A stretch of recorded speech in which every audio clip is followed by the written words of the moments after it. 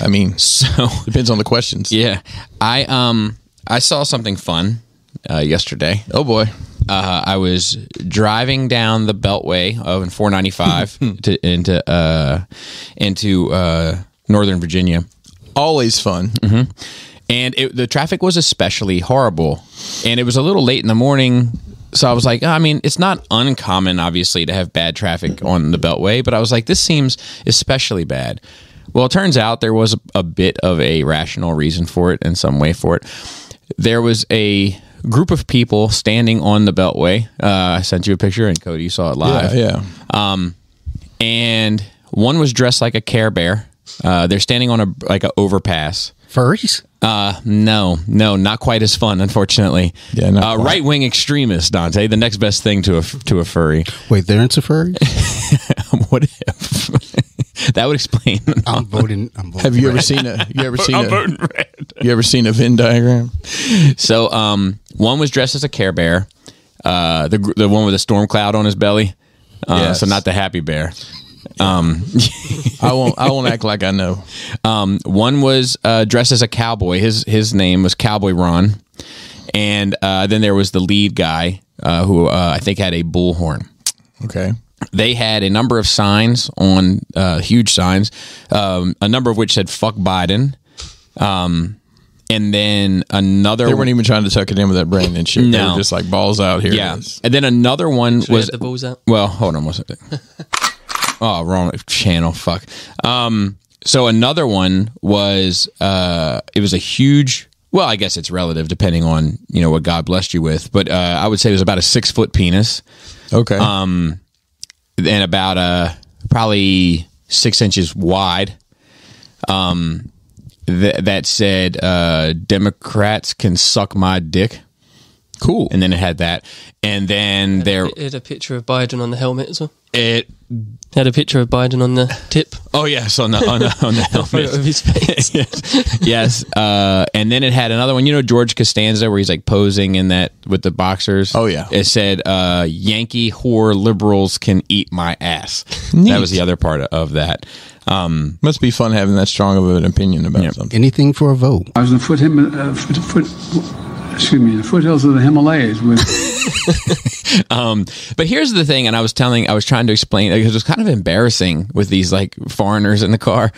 I have King Cody here with me today. Yo. And his lovely lady was with us as well. And I'm trying to explain, like, this is not typical behavior, for one, and for two, like, I agree with his sentiment of just the one flag of fuck Biden. Like, I agree with that sentiment, but I don't agree with the way that he's doing it, because I feel like not only does it seem like his voice is now invalid for the way that he's presenting it, right? But it's not there to have any sort of logical conversation in it. No, it's not. It's there just to dig his heels in and make the opposition dig their heels in. Mm-hmm. So all it does is make things worse. I think what would be much more effective is if he had like pictures of like his 401k, and was like, "This is the amount of money I've lost since Biden took office. Right, I'm voting him out." Fair. Then at the very least, I think you have people having a conversation. But that is just like you either honk your horn to show him that you two are in agreement, or you get upset. Right, to varying degrees, including some people that he had walk up there and try to yell at him and everything else, which is on his YouTube channel. Yeah, you found this person of minor celebrity. Oh, you can imagine that he would have all of his socials so that you could. He had his ads. It proves what he's doing it for, innit? Yeah, he's got it on YouTube. It's not just for him. Is it? So correct. A couple things. One, this morning I took Charlie to breakfast this morning. It's kind of a thing we do once a week. I love that. Yeah, and there were people on the corner there, right by Walmart. I don't even know what they were running for, but I just gave him a thumbs down the whole time, and Charlie started doing it. He said, "You should have rolled down the window and yelled at him." I was like, "It's not that deep." But I think what we need here in this country is an inbred monarchy You know, like maybe some sausage fingers that could be in charge of our country, like our good friend Cody over here. By the way, you can drop the accent because you're not sausage fingers won't get you right now. And you're not fooling anybody. Yeah, you can drop the accent. Yeah, you can drop it. You actually just speak with an American accent the rest of the show. But also I can do that Italian one the whole time. Hey, please Let's do. go over here. it's like you summed up every MacGuffin movie ever. I am going to put that on the soundboard. By the way, Let's go over here. it's a go over here. You do this. But like, yeah. But anyway, I just found it to be, you know, like I found it to be embarrassing. You know, like, and hang on, were you embarrassed because you were in front of people from the foreign land? yeah. Okay. I mean, I would have been like cringy. I think. Yeah. But it's the fact that it's like a representation, right? It's like, Right. man, like, Well, it's like when Andy was here, he's like, I just expected everybody to have a fucking gun on them. yeah, You know? and it's like, what, did you pat anybody down, Andy? Yeah. Well, the laws have actually changed since he was here last, so it might be a little different. That's true. But that's what we do. A couple guests today. We have Dante the Destroyer, Hey, y'all, what's up? King Cody, of course, and Chris Pinkerton, if you're nasty, is here as well. And party people. Joe is on assignment. On assignment. So, Cody, you are here from foreign lands. I am. So, how was your nerd? 6 months. 6 months. Yeah. This is 6 your months. Is it biannual? Is that how if you're here Yes. twice? Yeah. Your biannual visit to Nerd Rage Radio. I mean, I'm not going to do 6 months worth. It'll be I don't actually do too much nerd stuff these days. Just a lot of work. Yeah. Got my own shop now and I'm running that still. Is Still successful, going. I imagine. Yeah. That's good news, Yes. man. There we go. So is it was 3 you got, you and 2 other, It's me and 2 friends, yeah. is it And then we all have- 3 of you still involved? Yeah. Okay. And all Yeah, three yeah. of you still good friends? Yeah, yeah. But that's Okay. That's 'Cause not easy. Sometimes money makes it funny, if you know what I mean. No, because it's the way we don't run it too much as like we don't take money out of the business sort of thing. Not Okay. that that really matters, but Yeah. But yeah. you guys are all working there Yeah, too, yeah, right? we all It isn't work. like Yeah, it's somebody's no- the manager. yeah, or no one's whatever. like a boss as such. It's I just gotcha. we work there, do just because it's cheaper than paying someone else. That's It's the only reason we did it. And you got some Pokemon cards while you were here? Got some Pokemon cards, yeah. Got 5 Pokemon cards while I was here. Nice. Paid for them, by the way. Oh, that's fine. I was saying that you could wait. I know traveling isn't cheap. But yeah, I guess my nerd. I'll just do a week. I flew in. It was all smooth. I think it was like a 40-minute delay, but it was fine. Yeah. Bobby came and got us. What'd you watch on the plane? Oh, I did. I watched. What did I watch? It was good, apparently. Yeah, no, it was Memorable. it was a film that you. Oh fuck! I was meant to remember what that was. It was something you've watched that you thought I'd like, and it was fine, but I can't remember what the fuck. Oh, it was. well, I'm glad you enjoyed it. Yeah, was that good? Brainstorm about it while we were on I the can't show. remember what my brain. I hope my brain's in a storm. I can't remember what it was at all. Yeah, I can't remember. If it comes back to me, I'll remember. But Yeah. Well, look, if you want to, you can probably watch it again on the plane. It helps you can remember. yeah, I'll what let it you know was. what it is once I get back Yeah, on the plane there you because go. it'll be on there. And then, so that was Thursday, right? And then yeah, Thursday. And then I worked. Laura and I both worked Yeah, Friday, which is Friday. just unfortunate. Yeah. So And me and Joe were both busy. And Joe and Chris were both busy. So Cody and Katie ended up with my mother-in-law. Oh yeah. It Wait, seems so like how? I wanted to play the redneck music, but it's not that kind of. No. But we can do this. Oh wow. Heads up. How was that? It was actually fine. I was Yeah. a bit I'm normally okay at talking to people, but I didn't know what she'd want to talk about. But she was actually fine. It was Yeah. just she asked me about my studio. She asked me a few things about England, but she wasn't. I thought she asked me things about the Queen and stuff that I just have no idea about. And I was just like, but no, it was fine. It was just normal conversation. She was showing me pictures While she was driving? while she was driving. I didn't know if you want me to say. She was okay. like, Everybody "Here's the does holiday it. pictures, and this is my daughter." And I was like, Everybody does it. "Hold on tight, Katie." But yeah, no, it's good. That's all right. They make us put airbags in the cars now. Hold tight, Kate. Hold tight. But yeah, then she took us to Columbia Mall. Mm-hmm. Then we just hung out there for the day. Cheesecake Factory. Mm-hmm. Did you go to J.C. Penney? No, we didn't actually. You're probably there. It is. The Macy's is still there too, but it looked like there had been a riot inside of Macy's. It's always looked that way. Okay. It has, and it's weird that mall, because there's money that goes to that mall. It's a very strange dynamic in that mall. It's just very weird. because that city is very strange. I mean, the city that Dante and I grew up in, like, it's a very strange city because it it is the hashtag of diversity. Okay. Like your neighbor could really, like in my neighborhood growing up, it was predominantly black. But then there was also 2 Russian family immigrants, one Israeli family immigrant, Nava and them. Yeah. There was like a couple of like older white families, and that was it. But it was like, and it was in my neighborhood, like my dad bought it for whatever it was, but it was tons of Section 8 in my neighborhood. Like you never knew what was gonna, you know what I mean? Like, so it is like the hashtag of diversity, but the Western end is extremely wealthy, whereas like the Southern and Eastern end are not. And Dante and I grew up in the Eastern end, and they are the Western end is like responsible for like 70% of the wealth of the county. Kind of sounds like Nashville. So, like the Smiths have a house out there, like as in Will and Jada. Okay, I was going to say that's kind of a common name, Bobby. Yeah, sorry. Good call. Yeah. There's professional athletes that have houses out there. Like it's like that out there. But like, you can go 10 miles down the road and it's people that are paying $8 for rent.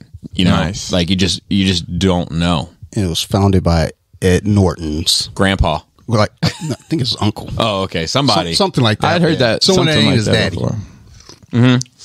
So the mall. I'm sorry. Finish it, Bobby. So I was just saying, like, I'm always surprised because there is like a Nordstrom there, and there's some upper brand shit, but there's not a whole lot. It seems like they could benefit from a whole lot. And I tell you, and it's the weakest Nordstrom I've ever been in my fucking life. I went in there and it's like, is this it? Yeah. Why they got 3 racks of clothes? Yeah. They ain't got nothing above an extra large, anyways. I don't even know why I go in there. They don't even have socks for me. There was 2 stores in there that were called Men's Fashion. And they look like market stores. Like, yeah, they're like, they almost like pimp suits. Yeah, and they're shit. so bad. They've always had like a history at that mall, especially of having like duplicate stores. Like I remember at one point there were like 3 comic shops in there, like 4 toy stores, And 2 lids probably. 2 EB games. Yeah, like, that's true. Not just 2 video games. So And they were like 2 on EB opposite games sides of the mall. There was 2 GameStops at one point. I think what happened with the EV games is I think they bought something else out. Was that called Electronic Boutique? Yeah. Yeah, that's what it is. Yeah. This was before. Oh, okay. The buyout. They were And just. then like one became a GameStop, and then the other one became a GameStop. Then one just left. You guys ever been to the Mall of America in Minneapolis? No, but I've never been there to Minneapolis. It is ridiculous. There's like a roller coaster in it, right? Like Yeah, there's a theme park. It's like a Nickelodeon themed theme park inside of it. But it's like 4 or 5 of the Columbia Mall. And there's legit like 4 of the Lids hat stores in that mall. Yeah. It's crazy. It was Sonic 2 I watched. There it is. Remembered. And I actually quite enjoyed it. I just remembered it. Well, I ain't never said nothing about that movie, so Had it mixed up. I think Bobby saw it. I don't know. No. No, okay. Fortunately, I saw it. Oh, Actually, the night I was supposed to go see AEW. that's right. You got lost in the parking lot and said, fuck it, let's go watch I Sonic. didn't get lost. I just couldn't fucking park. It's fine. They were directing me, and then I ended up going, and I ended up on the highway. And I was What's your like, well, excuse? You told me your excuse when somebody asked you a question. What do you say? You said, man, I'm from Detroit. And just that answers all questions. Well, that time it didn't even work. They didn't ask me no questions. They just said, go here. That's And fair. I ended up But I on love that. fucking Like, highway. I'm just going to start, man, I'm from Alabama and just walk away. I think that would answer a That fair amount of probably questions worked a lot. also. That work a It lot. does, usually. Did you guys pick up any bits? Did you go to the fancy candle store? Did they have they've got Bath and Body Works, haven't they? Yeah. Of course they do. Yeah, then I guess we did. Probably, I don't know. I don't buy it. She's been in a few. And then, so then there was Friday night. I guess Laura took you around to Target and Walmart. You guys love that. Yeah. And then Saturday, I came home from work, and what did we do? Well, we had to get ready for the party and all that. Did we have anything in the morning? I don't know, but we had to get ready for the party. Then we had the fucking Halloween party that night. It was a good time. It was a good time. It was very. I don't know how to say this. There's normally 2 groups of people. Mm-hmm. Actually, there's normally 3. And this year was the first year it was 2. Okay. With the exception of Dante. Well, I can't look at Dante. Yeah, on he my side. straddles. He straddles. But I think me and Dante, I don't know. It seemed like we were a bit more outnumbered than usual. And it might have just been the less people on our side there. But was there a lot more people than there has been? Like I didn't even, like, when we were voting, I'm like, I didn't even saw these people. so here's the thing, like it was mopper heavy, but it was also like there was a bunch of nerd people that, like, when I say nerd people, like community people that didn't show up, like and some that backed out last moment. Yeah. And et cetera, et cetera. So that was thing. And then like, you know, my original like core group of friends, like like it was really just Dante and Shoulders really that show up consistently. And now I haven't seen Shoulders all year, I don't think. Did he not come to Skull Fest? Nope. So I have no idea. Wow. You know, and then but it was still like my feet ended up becoming the pinata for the evening, so that was good fun. Well, Cody, did you guys have a good time? Yeah. At the Halloween party? Yeah, no, it was good. We I remember when we came down, I was like scoping out the area to see if because obviously it's hard when people are in costumes as well, because you're like, who the fuck is there? But I was like, I don't think I know anyone yet. And then I just saw this mammoth of a person coming. I was like, well, that must be Chris. Like, somehow made himself look bigger. Yeah. So when I walked in, I was like, all right, where's the tallest person in the room? Chris is in here? Fuck. All right, I'm just going to hang out in this corner real quick. We ended up being late. But then there's also like crossover the other way now, right? Like, because there's Gomez and there's Casey, and Casey showed up late as hell. But I was talking to them. It was after you'd done the awards. The awards. I said, all right, Nerd Rage C teams, good seeing y'all. There's some good dudes though, man. Fuck yeah. I mean, I don't know all your work compatriots, but the ones I know, I really dig them. Yeah, and some good dudes. Yeah, Gary's been invited every year. He's never come, but I wish he would come, so to speak. But it was Gort won best costume. Bro, that guy. It was perfect. It really was perfect though. It was so good. That was great. He came as Orko, and best couple went to the Jurassic Park. Yep. Yeah, that was great.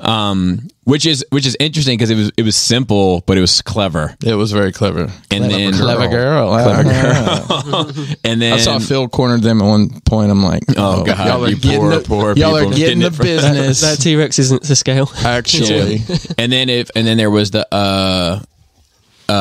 host choice, which was the Harry Potter couple. Yeah, they fucking did the damn thing. But there was like there was like the costumes. I think it was the best costumes. Dude, overall. I felt like we walked in. We're like, competition. There's a couple people that sandbagged it, but that's kind of their gimmick to sandbag it at this point. Hey man, it was last second. I had a different. Not you. Oh. Well, you a little bit, but your wife looked good. Actually, well, mine was yours was in a bag. I had a different plan, and then she was like, "Well, should I do this?" And I was like, "Oh, well, you know what would work if you did that cloak? You get a skull mask."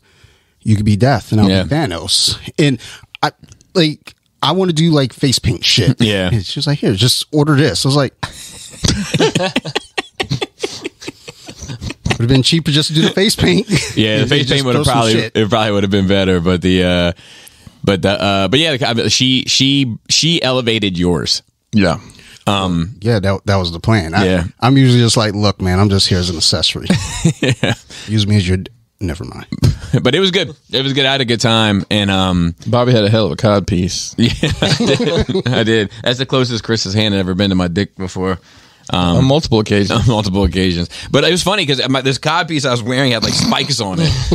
And I found myself keep strumming my hand across it like all night long. Me and I was too.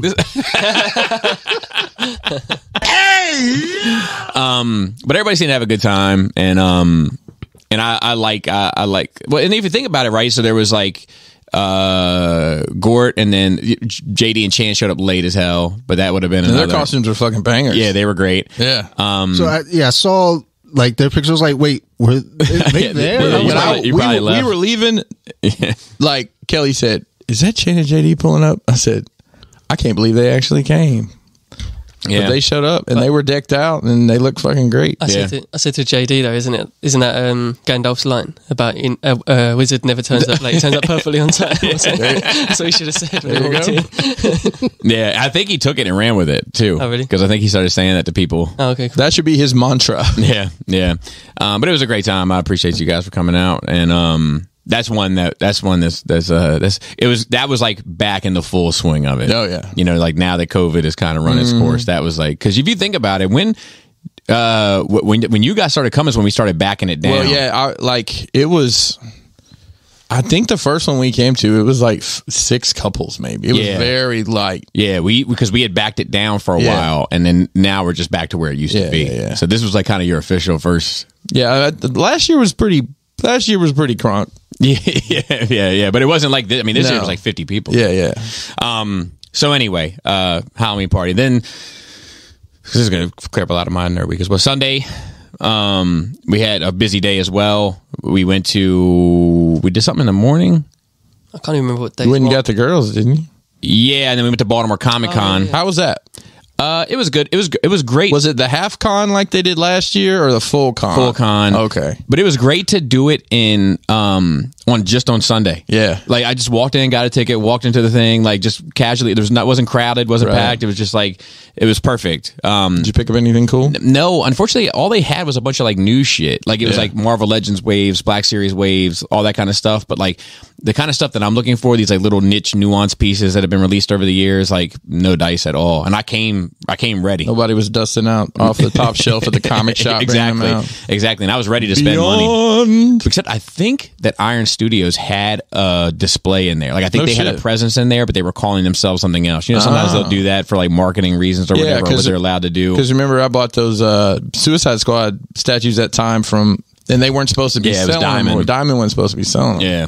Because you're able to get them for like half off. There's something I got from them too. I don't know what it was, but I got something from them also that was like half off. Oh, it was it's upstairs. It's like a 1/6 Adam Hughes Wonder Woman where she has like the rope above her like that. How was it again? Can you show us? Spirit fingers. I've had enough of y'all for today. Listen, and then we went to Selena's softball game. How'd she do? Yeah, she played actually pretty well. A couple fielding errors, but like she hit like a motherfucker. Like she cranked. Nice. You know. And then Cody, in an act of chivalry, fucking foul balls coming directly at us. Right. Yeah. Not everybody's paying attention, so I was like, Cody, heads up, balls coming our way. His feet are in the way of my baby. And I brought it to his attention so that he would like, you know, roll over, catch the ball, or, you know, because it wasn't like it was like a line drive or anything. It was just fastly rolling. Yeah. So he was like, oh, okay. And lifted his feet up so it was going to hit the baby. Oh, man. Good looking out. It's because I was like, oh, I didn't for fuck's sake, Cody. Because he said it is like, he's like, oh, like, watch out. So I was like, oh, right, okay. Don't worry, Bobby, I'm safe. The king is Thanks for the warning. The king is whole. The king is whole. Monday, and then we came back, had pizza. Monday, we went to downtown Frederick, walked around, and then what did we do for Monday afternoon? Oh, we went and saw Black Adam. Oh, we saw Black Adam, yeah. You want to go and get into that? Yeah, we'll go ahead and get into that. I have not. I have not either. Okay, so I give it a 5 out of 10. Okay, I figured that was about where you'd land. I'll tell you, Cody probably thought it was good. Nah, 5 or 6. I don't really know. Yeah, I'd say it was mid. It was like fine. Yeah, mid. Skyline Chili. I'll tell you what I liked about it. It was shot kind of in that same vein as the rest of the Snyderverse, so to speak, where it had a bit of like grittiness to it and kind of like realness to it, like rawness. Oh baby, I like it raw. And then there was a I will say that all of the fight sequences were extremely well choreographed. There's this one sequence that's often in the trailers where he's like going up against like a military unit. And it's basically like slapping down the airplanes and shit. Yes, that whole bit. So when he goes against like the ground forces, they did something pretty clever where like they all fire on him at once, right? You know, from missiles to bullets to practical tech vehicles to you know whatever, and it's all happening instantaneously. And he walks through it at super speed, but he makes these adjustments to everything as he walks through it, and it's done in really slow motion. And then he like walks out of it, and you could tell it like they had just started firing, and like he walks out of it, and everyone's got hurt themselves. So all the fight sequences are really well choreographed, and that's really all I got. The acting, the story is too many things going on. There's like this one story that's about him and his past, like his origin story, and they should have leaned in heavier on that because there's some really good stuff there. But they wanted to put other superheroes in it. They wanted to put other superheroes in it. The whole Justice Society bit is, in my opinion, fun but not needed. Like to tell a good story. Then there's this whole bit around like a actual family in Kahndaq, which they become characters later on also. Okay, but like, if they would have just done his origin story and this little intimate family story and had him face off against this demon, perfect. perfect, at least from a linear storytelling. But you got the Justice Society in there. You got like there's this bit where you have this logical place to end the movie. Like I started packing up. Like I started getting my like when they saved Waller in the Suicide Squad movie. Yes, Right. but even more so, that like wasn't the end. kind of like if you turned it off, then you did yourself a favor. Yeah. Well, you see, there's Enchantress. there's a bunch of like that is a cool scene. That is probably one of the coolest scenes in that movie. Little smoke hands. There's there's this scene where like spoilers, like it's not crazy, but Black Adam basically like is put in stasis and has a tube down his throat so he can't say the fucking word and everything, and he's isolated. The good guys have kind of won, the bad guys have kind of lost, and you could just end the movie there.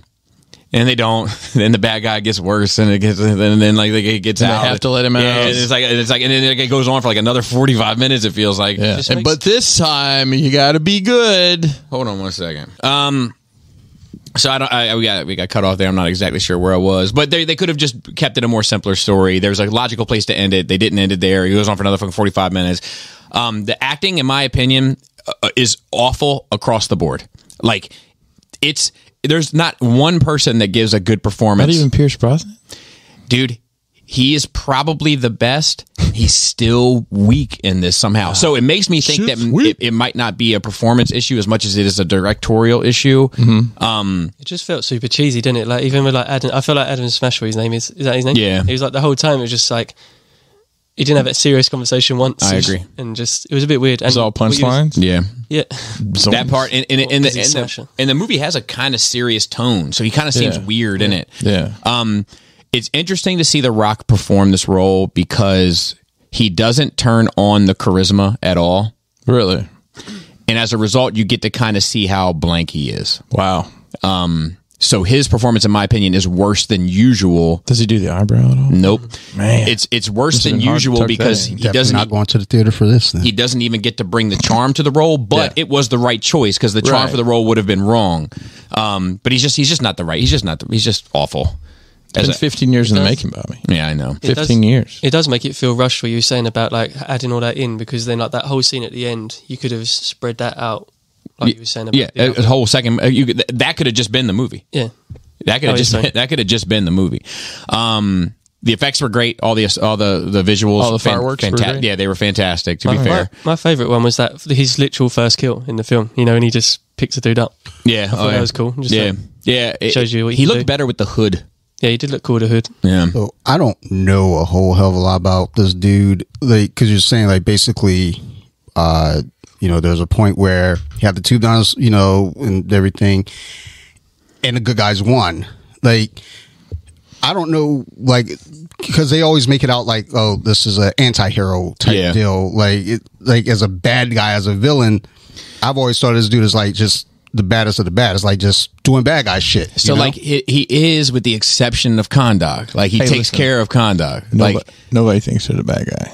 He's one of those though. Yeah. He's one of those for sure. Like, but he treats them pretty fairly. It's a bit of an authoritarian rule, but he treats them pretty fairly. But like the rest of the world, he doesn't. And like, so this is a part of a dangerous conversation. I hate to keep harping on it, but I do think it's something worth talking about. So like, we talk about diversity in film and representation and all of that stuff and how it should matter. And I have mixed feelings on all of it, but here is something that I can't help but notice. So they have changed Hawkeye, or not Hawkeye. You can see how I made there. Hawkeye. Hawkman and Cyclone into black characters or African American characters, and you actually have. So is it Black Cyclone now? Because I know how DC likes to name things. Yeah, no. It's just Cyclone. But like, you actually have an Egyptian character. Okay. That dates way back in the comics. I mean, it's Kandakian, but it's basically Egypt, right? You have an Egyptian character, and that's the one you change the race of to something that's not African. So it's like, when does it matter? When does it matter? They're not playing. It's not a fair hand. Right. But other than that, I would recommend watching it on streaming. Can't wait till HBO Max gets it. Yeah, it's not worth. Be out there in 3 weeks. It's not worth. Is it really 3 weeks? I'm maybe. sure it's going to be very soon. It's not worth the movie experience. Do you have anything else to offer on it, Cody? No, not really. Okay. It was interesting taking Katie because she's never seen a superhero movie before. No shit. What did she think? Really? Never, because she's not interested in it. Like she just that's Oh, not her wow. vibe. But also, like I just said She's to her, I like was like, all "You're the not going to pretty like this colours. film." I was like, "But it's something to do in it." First of all, don't come over here and call these things films, Oh, yeah. Movie. Movies, because that definitely ain't a film. right? It's a work of art. What did she think? She didn't say nothing. I was like, "What did you think?" She's like, Why my ass "I is really more know." too. That was- She was like, "It was fine." It's not the best one, I guess, to introduce her to it. But No, not at all. But There's a whole thing with that- Superman at the end of it. Yeah, I've already heard It's about been it. spoiled everywhere, but like that all seems weird. Like Superman does a favor for Waller. Like that's how he gets there. It's like what? Why? We don't have to spoil all of it, Bobby. Geez. Yeah. I'm just glad Waller's in it. Yeah, she's great. She's great still. That is a good. You just kind of accidentally made my brain pop there, Cody. What's if somebody's never seen a superhero movie and you want to slide them in general? What is it? Depends on the person. I'm thinking Winter Soldier because It depends on the person. Yeah. Like if they're like a fun like don't take things too seriously. then Guardians. I might go Iron Man or Yeah, Guardians. I was just thinking Iron Man is a Yeah. good start. I think off. Suicide Squad, but once they say Waller, just turn it off. Like that's no, there's nothing else. or the second one. The second one's good. Yeah, the second one's or pretty good. Peacemaker. Or make your own Suicide Squad and just cut the film. But- But get to Waller and they won't need to know There the you rest go. is there. If they're a Just serious immediately cut the credits. if they're a serious person, like in any way, shape, or form, I always recommend the Nolan trilogy. That's where I always go. Yeah, to. she's never seen the Batman movies. How have you never sat down with her and watched the Batman movies? she's just not interested. I don't know. Like if I said to her, "Do you want to watch that?" She'd be like, "No." Oh well, So she don't want to watch it. At I'm least like, she's honest. Yeah. I just give watch her it. that. I go with I'm my tricking friends. my and watch wife it. into movies. She was sitting down, I was like, "Oh yeah, we're gonna watch this," and then something else comes. Like, "Oh, you lied." I didn't lie. I fucked up. There's a difference. And then that was pretty much it, right, for Monday. Well, we did the Halloween. Oh, and then we had trick or treat and shit, which was cool. all of us were there. Yeah, all of us were there along with Marilyn Phil, and it was good. You know, the kids got candy, and we hung out, and Phil and I hung out on the porch, and I drank, and he watched me drink, and I made kids just say trick or treat because they all come up there. These fucking entitled kids, they just walk up on the fucking porch and just open their bag. That's all they do now. Like they walk up on the porch and they open their bag. Insert, please. Nah, that's not how it works. Like no, I told everyone I was like, look, this is a social contract. That's right. You say trick or treat, and I give you candy so you don't fuck with my house. Like that's why we do this. Exactly. I had a good time walking around. I got tired real quick because it was hot.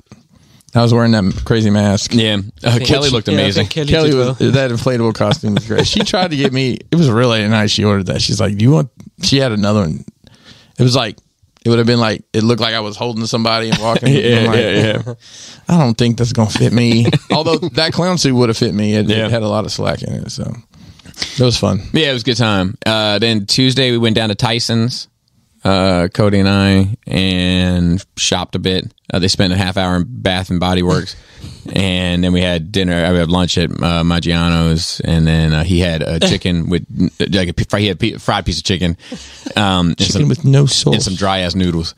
I told him if he wanted to, he could put the noodles in the water, and just pour the water on the noodles. Too spicy. Too spicy. And then we know are. had a nice little dinner. And that was it. It was Katie really enjoyed the dinner last night. good. She said which is nice to like. It felt like even though it's like almost the end of us being here. It's like nice to have a good conversation over a table, and Yeah, because it's quite hard sometimes. I guess especially for her because she's a bit socially, she has like social anxiety, so she finds it quite hard with big groups. So she quite enjoyed that last night, I think. and it was also like it's a busy, so many things going on. Yeah, good. Dante, how was your nerd week? It was fine. Chris, Finn.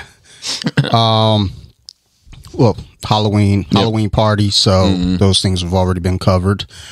BJJ Wiki. So there've been some shit going on with that for a while. What do you mean? The website. Okay. So There's a website.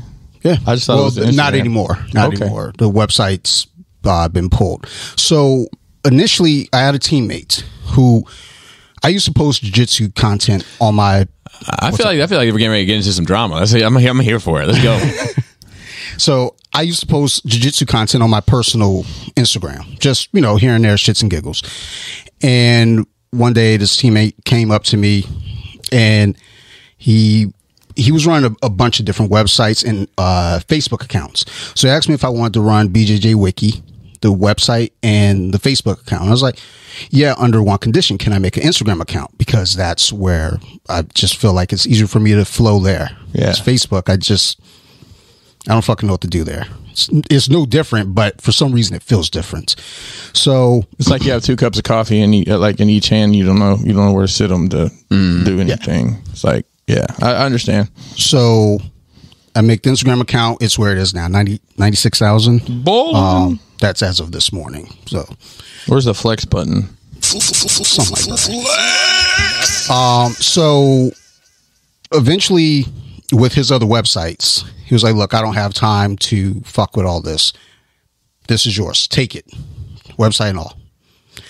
I don't know much of shit. Right. So I didn't think he gave me the login for the website and say, here, create your own login. And he removed himself from the site. I didn't log in soon enough, so it expired. So none of us can get into the sites. So now it was still on the auto run. He has someone. Sounds familiar, doesn't it, Bobby? He has someone putting up content on the website, which how it works is there are articles, there are technique videos. Bunch of shit. It's a wiki, basically. Right. You type in the technique, you're going to find at least 20 videos on that that's technique. Cool. So what a nice resource of death. We're death dealers. So I reach out to him like, hey man, because again, I'm not aware that I fucked up yet. So I'm like, dude, hey, the website's mine, but because Sarah was like, did he sign it over? Like, what's going on? I was like, I don't fucking know. I mean, that's Sarah being smart. Yeah. And I was like, I don't fucking know. It's mine. She was like, are you sure? She was like, yeah, it's mine. But he was still paying for the domain.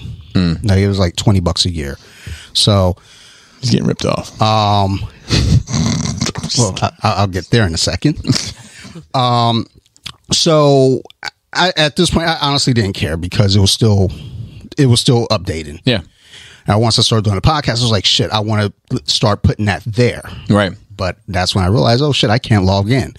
So then I go to find him. He's not on social media anywhere. Oh, really? He's gone.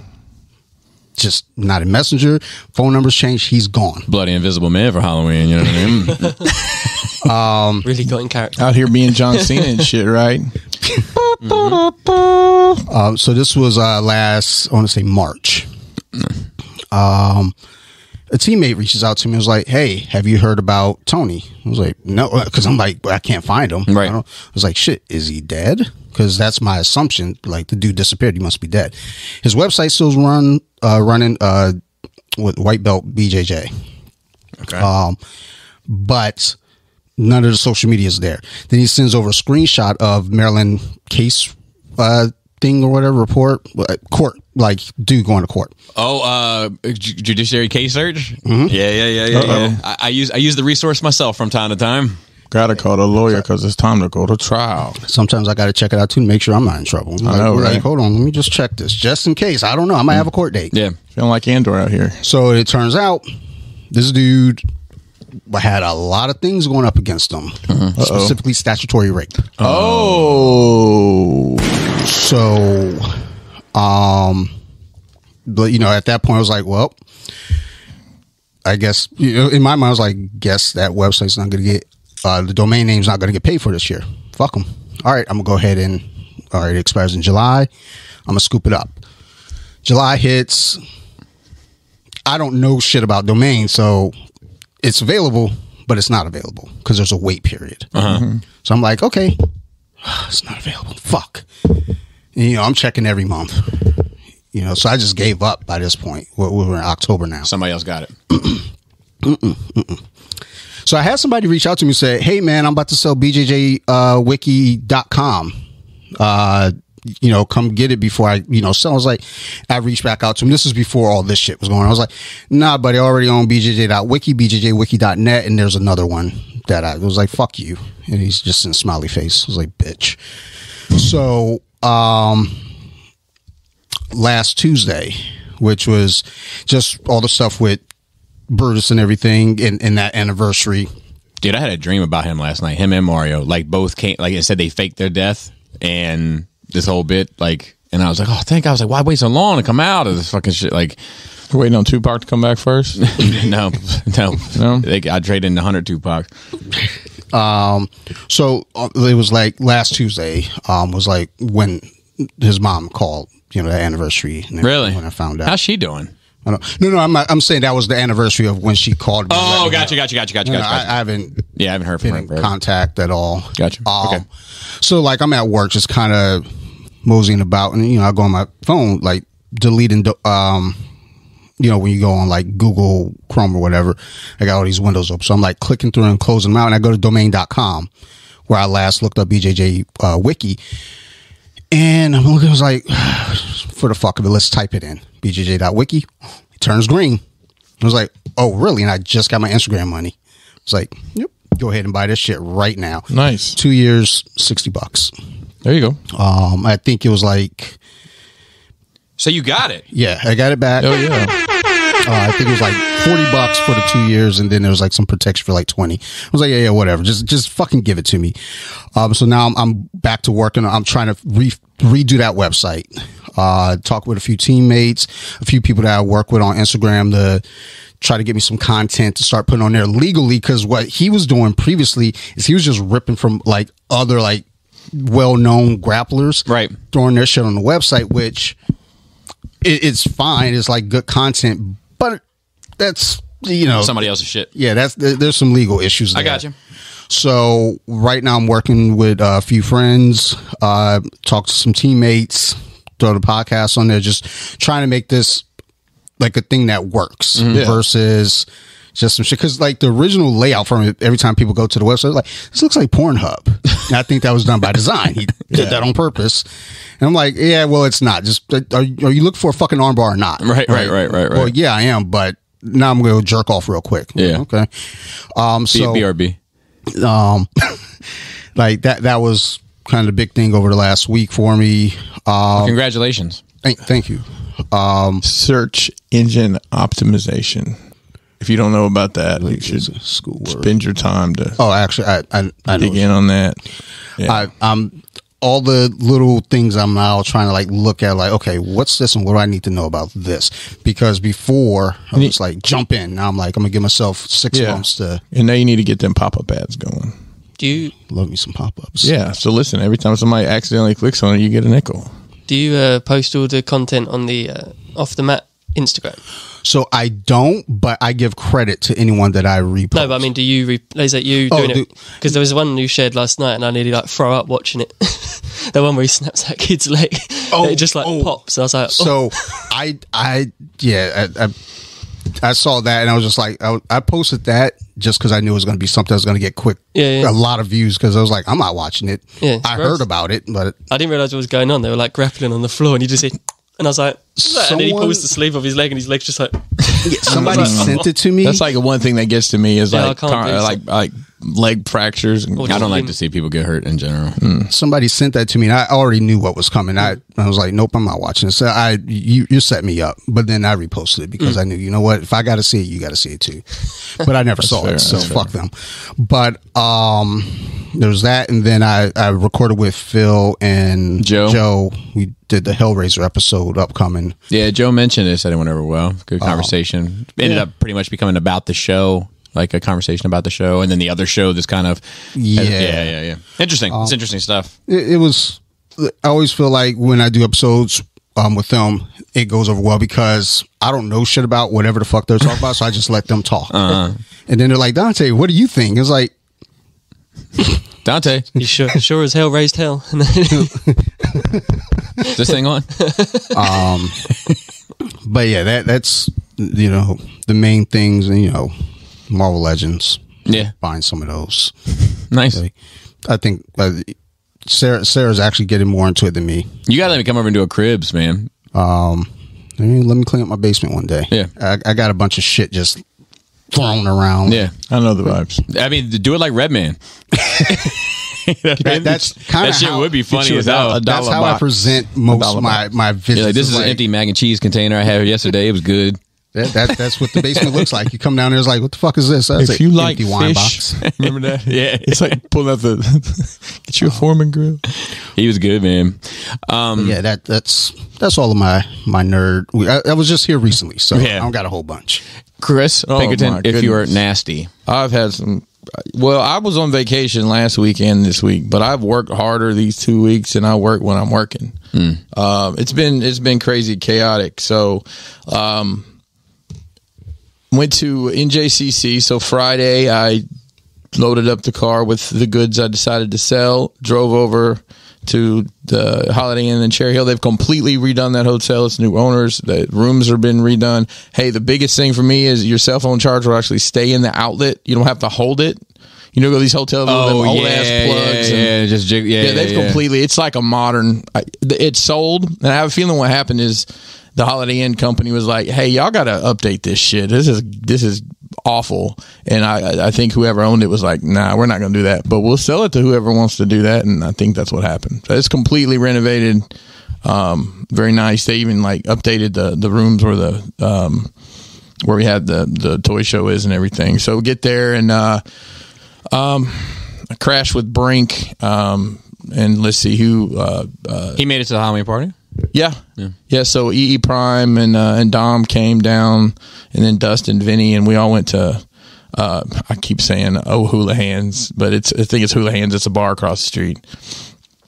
Drank and had some food, just had some good times, and Vinny got a little too much, and I almost slung him over my shoulder and carried him back across. That's about enough. Yeah, that's enough of that. Got up the next morning and, set up for NJCC. I knew I had to leave early, so I kind of set up on the back side. It wasn't as busy,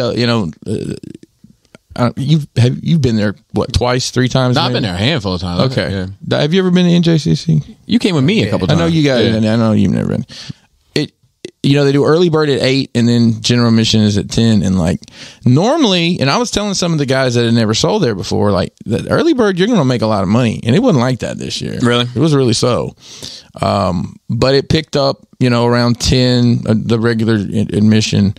And it was pretty steady throughout the day. It wasn't as so busy where you like, if I go to the bathroom, I'm going to miss out on something. Right. But I did really well. I know Chan and JD, they brought like a trailer full of shit. Really? And JD They buy had so much shit. JD had like he had just taken boxes and just dumped loose like Transformers and shit. All day long, people were digging in those crates. I believe it. All day long. I'm like, man, I'll have to do that next time. Just throw a bunch of crap in a box and let people dig for it. I was selling, I had Mythic Legions, a little bit of G.I. Joe because I knew there'd be a lot of that there. I had a bunch of Mezco and it has wrestling stuff. I sold mostly the Mezco stuff. I sold a good bit of Mythic Legion stuff.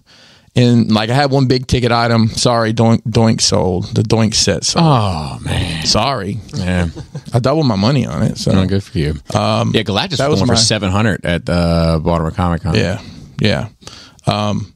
But it was a good time. I left at 3:30. I told Kelly to be on the road. I think I was on the road at 3:35. Because guess what? I'm trying to pack up. How much you want for this? I'm like. And this dude came the third time he had like gone home and come back. He was on the phone with his buddy and like his buddy PayPal me while he was on the phone for what he was. He's like, what about these? I'm like, 100 a piece for them horses. Hurry up. I got to go.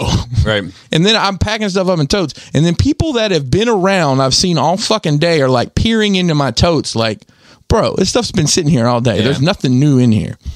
But I ended up doing pretty good. I did double what I wanted to do, and nice. I had no idea I did that much till I got home. Hauled ass home. Kelly was there with costume prep. A lot of that stuff was literally like put it on, cut it the way you want it, stapled and bobby pin because you're not gonna sew it on. Right. And then we waited on Brink and Gort. They were both coming to my house to change, and drove over. Had a great time, but I think you could probably see it in my face. I was exhausted. I was exhausted, and even Brian. We left, and then they hung out for a little bit with Shannon and JD, and I wasn't expecting them to come back. I figured they'd hang out over here for a while, but Brink said, I told Gort, I just hit a wall, man. It's time to go.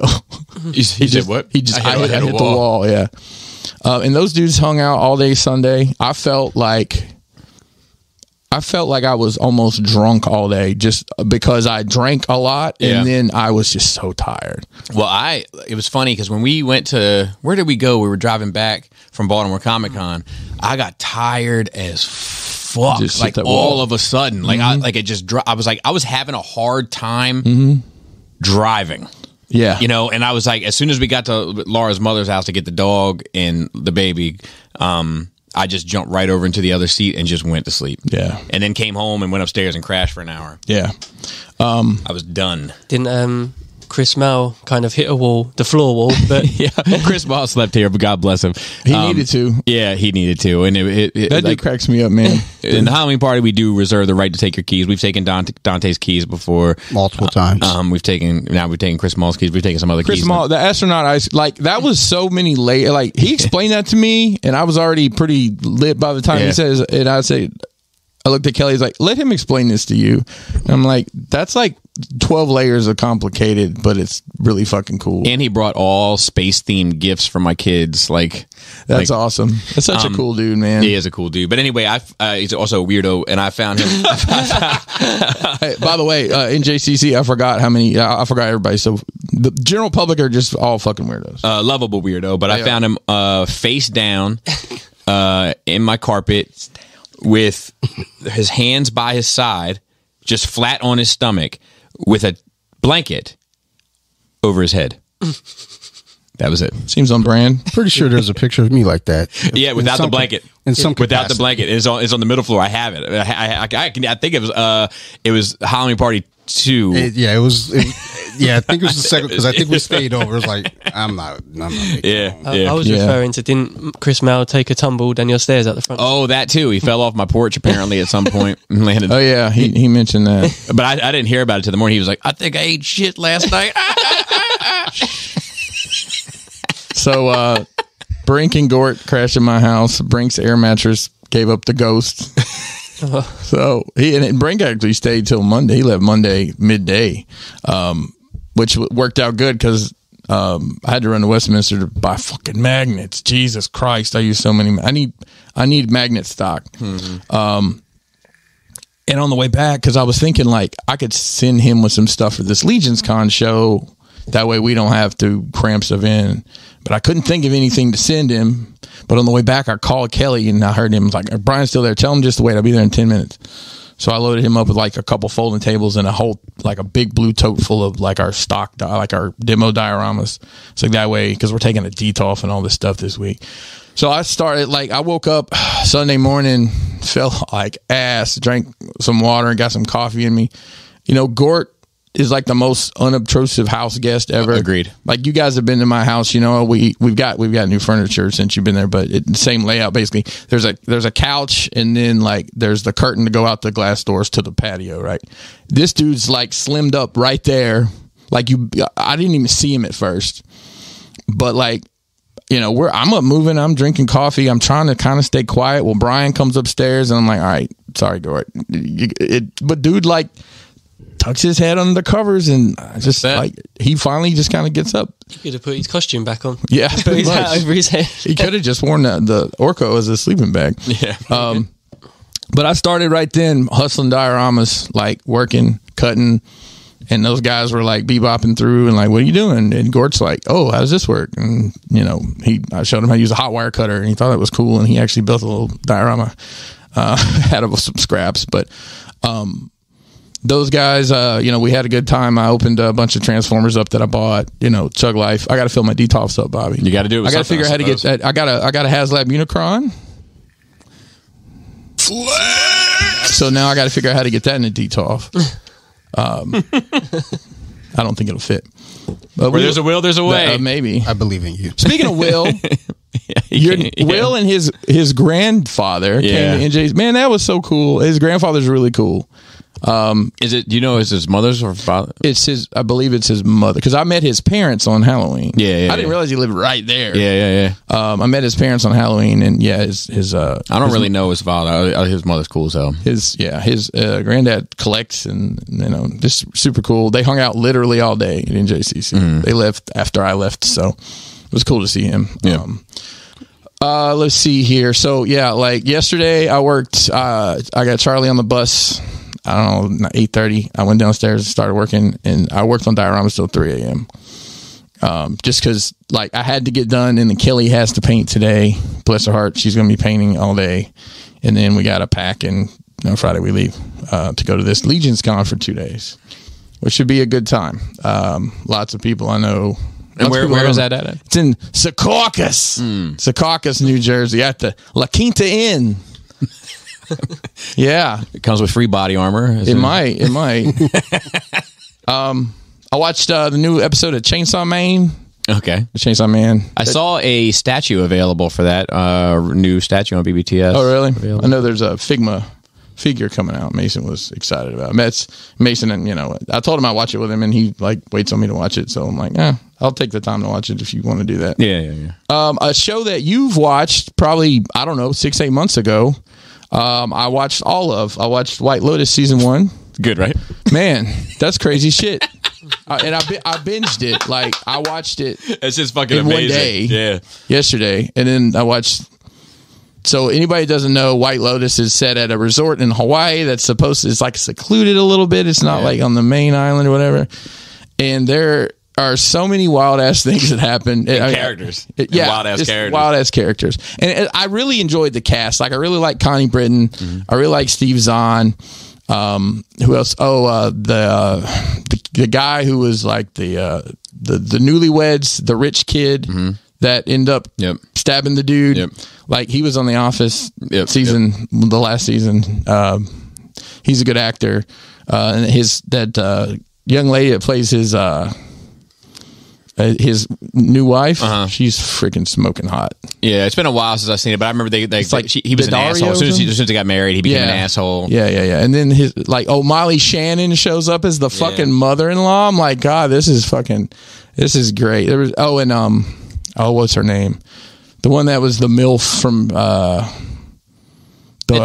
you know what I'm talking about. Yeah. Because she's actually in the new season too. So I started watching the new season, but I felt I was so exhausted last night. I watched the first episode, and then it's set in Italy, and it's a lot of subtitles. And so the subtitles put me to sleep. The subtitles put me to sleep. So I'm watching. I've talked a lot about passively watching, and I passively watched that show, but I don't think I missed anything.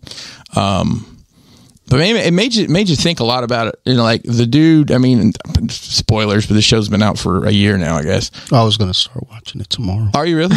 Okay. I actually am going to start watching. Well, I don't care about spoilers. Okay. Well, I'll tell you that. Like, Steve Zahn's character, one of the first scenes is him spread eagle, with his dick in his hand, looking at his balls and asking his wife, "Do these look big to you?" Yeah. Thinks he has testicular cancer. It turns out he doesn't.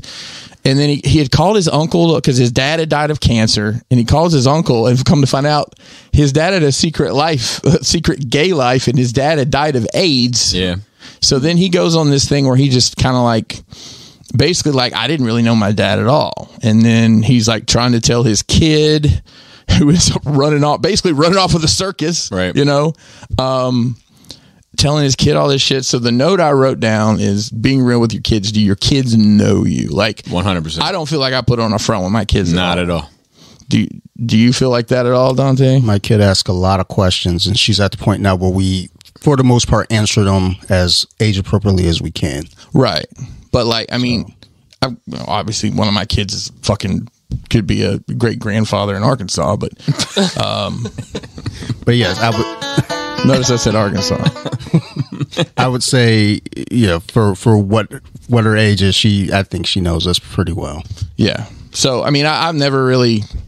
I mean, there's obviously stuff about my life I haven't gone into great detail with my children, but if they ask, I'd tell them. Yeah, I mean, there's something like my kids know that I had a legal issue at one point, but they don't know the ins and outs of that story. But that, it's not like these specific singular events make any change in who I am to them. I don't put on a front for them. I talk to my kids the way I talk to you guys, with the exception of like I give them orders sometimes. Like that's the only difference. Like, but I am who I am. If I'm not, you always tell me to get to my room. Joe too, that little room in the get in your fucking cage. You can't have any pudding if you don't eat your meat. I wrote this down, and I'm not going to get into what it is. You ever made somebody that has like a super duper strong opinion, and then like you may or may not agree with them? I'm not talking about you, Bobby. Unbelievably, I'm not talking about you. You ever met somebody that has a super strong opinion about something, and then you hear like a famous person that has literally that mirror of that opinion? You're like, I know exactly why you feel that way about that. Yes. And I'm almost like, listening to this, like it was a podcast. I'm like, okay, I see now why I could see how this is like the Enchantress, like the way it's presented. What podcast? Can you say what? No, okay, fair enough. No, it's some of this kind of stuff, but you know, nothing negative. I'm just like, I can see how I see why you have a strong opinion, because you have this source, right? And it's almost like, well, I also think there's a certain archetype in life that Joe and I have talked about this at length, that doesn't get talked about a whole lot, of like the person who needs the guru. This person that needs someone to kind of be the lighthouse for them, to guide them in their way of thinking. Yeah. And there's been times where I've known people like that, and then like I've like, you know, they'll name drop, like me, for instance, right? Like they'll name drop you? No, not at all. But like I'll name drop like Fifth Column, right? And you might go to Fifth Column and find some opinions that line up with mine, or not necessarily opinions, but like examples. Yeah. And I've hijacked their example, because like I'm like, oh, that's a smarter way to say what I'm trying to say. Absolutely. But there's been times where, like, what I'm saying, I say that to say this, is usually people will give you the information. They will tell you. If you listen close enough, they'll tell you exactly where they got it from. You know, and then if you go listen, you're like, oh, okay, so this is a carbon copy opinion, which I don't have of the Fifth Column, because I disagree with a lot of things they say. But I do, like, I've known that person throughout my life at different points, that just like latches on to something and then runs with an ideal. Yeah. You know, I watched a couple episodes of Atlanta. It's just still just it's kind of hard to even explain what that show is at this point. I mean, you've been saying that for some point. Like I watched 2 episodes this morning early, and one of them was Donald Glover's character is going to church with his mom, and they go to pick up his grandfather and his aunt. Have you seen this, Dante? Did you watch that show? I tried. It was. I could different. see it. Yeah. So it's artistic. Long story short, the aunt has basically become the caretaker for the grandfather, and his grandmother is like, I'm stealing him today, like, because she won't let anybody else see him, and it ends up being this whole thing where like the aunt is batshit crazy, and she thinks like everybody's against her, and she calls the cops, and it's a mess. It's a mess. And then the next episode is his baby mama, Zazie Beetz, is the girl. She was Domino in the Deadpool movie. That's the only way I can normally reference her. She had gotten, and I think it's, so you guys know that Tyler Perry has basically built a compound in Atlanta, right? It's like a whole film studio. Right. So it's basically that. But what's the guy's name? It's something chocolate. And like they have all these sets, and they're filming this shit, but they're filming it so quick. It's like, you don't even know what's going on. You're just filming a scene, and then they take you to another place to film the scene. And dude's got like, it's like an old school speaker you'd have seen like in school, and they're doing the announcements on the wall, and he'll be like, he'll say something, and like her daughter, she was there basically just to be an extra, and her daughter was there with her, and her daughter said something, and they picked it up, and basically ends up putting her in all these movies. Right. And it was just this encapsulated thing. And then like Donald Glover, it took me a minute to figure out it was him, but it was him made up as the Tyler Perry character. It was just fucking dude, wild, dude. It was crazy. Passed out in my Star Wars bag because I watched a bunch of Star Wars. Well, I watched Tales of the Jedi. All of it? I've seen it all. So I have 2. Okay, let's talk about that. Okay, so what'd you think? Oh, that was great. I liked it too. I want more of the Dooku stuff. Dooku. I do. If I was to find a criticism, because I quite enjoyed it. Quite enjoyed it. I wish So let me give you an example. The episode where Dooku learns of Qui-Gon's death. Okay. That impacts him to a point in my mind from watching that really made me think that that's when he fully committed to the path that he was on. But I think that episode, so I have an issue with that episode too that I'll talk about in a second, but I think that episode is maybe the only episode in the whole series that really impacts the way I view Star Wars.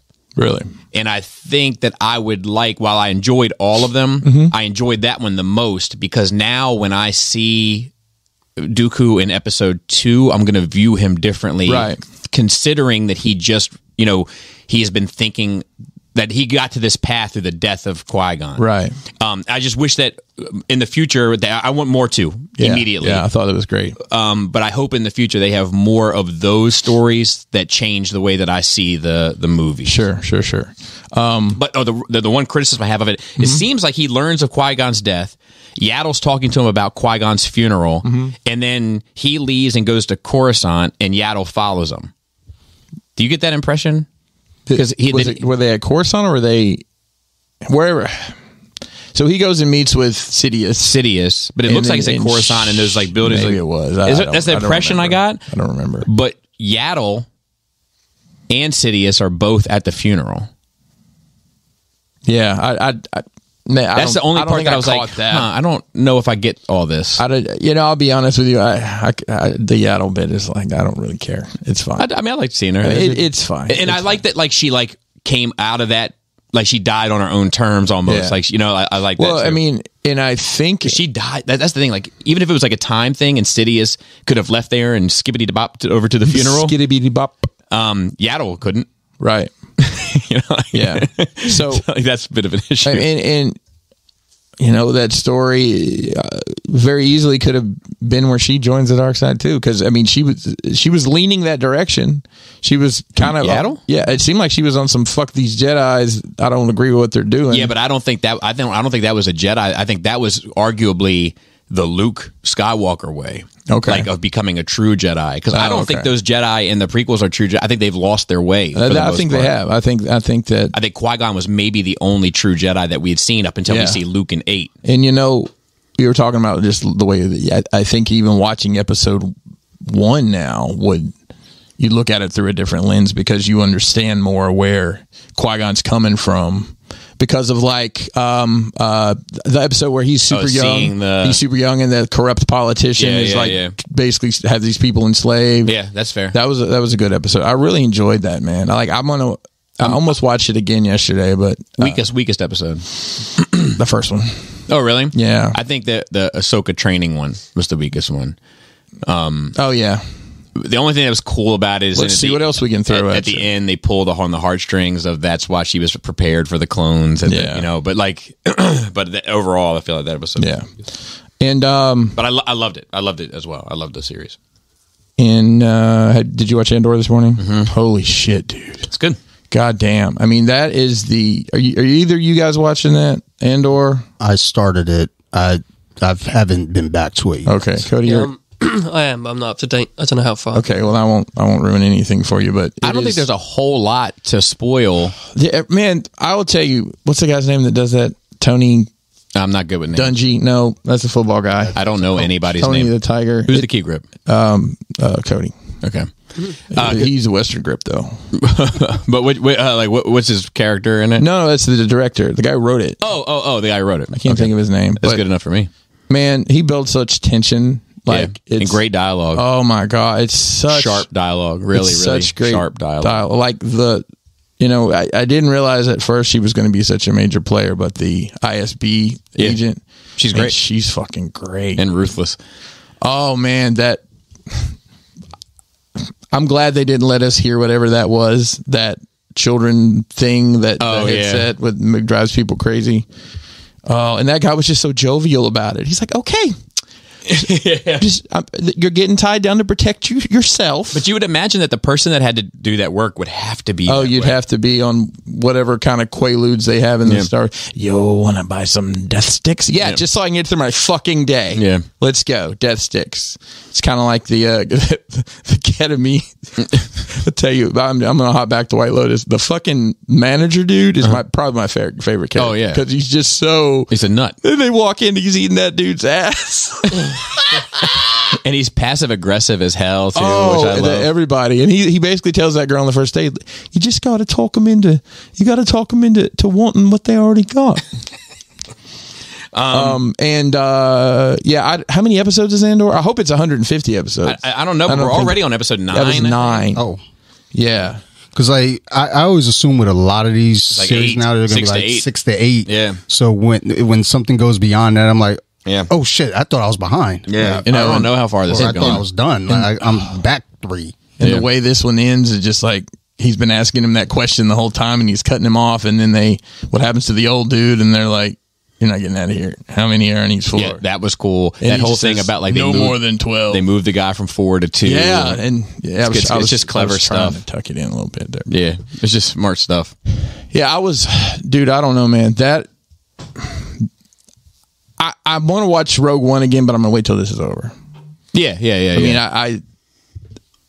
this might be this show it's definitely my favorite Star Wars TV show, and it might as a whole creep up on some of the movies for me even. Yeah. The guy, not for me, but I think it's good. Like I said, I think I gotta look this dude. I'm enjoying it, but I don't know if I'll ever return to it. I watched the last episode last night again. The episode 8, I guess. Yeah. What is this guy's name? The guy who directs this. It won't mean anything to me. Hang on a minute, because he's done some other movies that I really enjoy. It is Tony Gilroy is the guy's name. I didn't realize that years ago. I want to say it was like 2007, 2008. It was the same year that like There Will Be Blood and No Country for Old Men came out. It's a movie called Michael Clayton. I don't know. It's got George Clooney in it.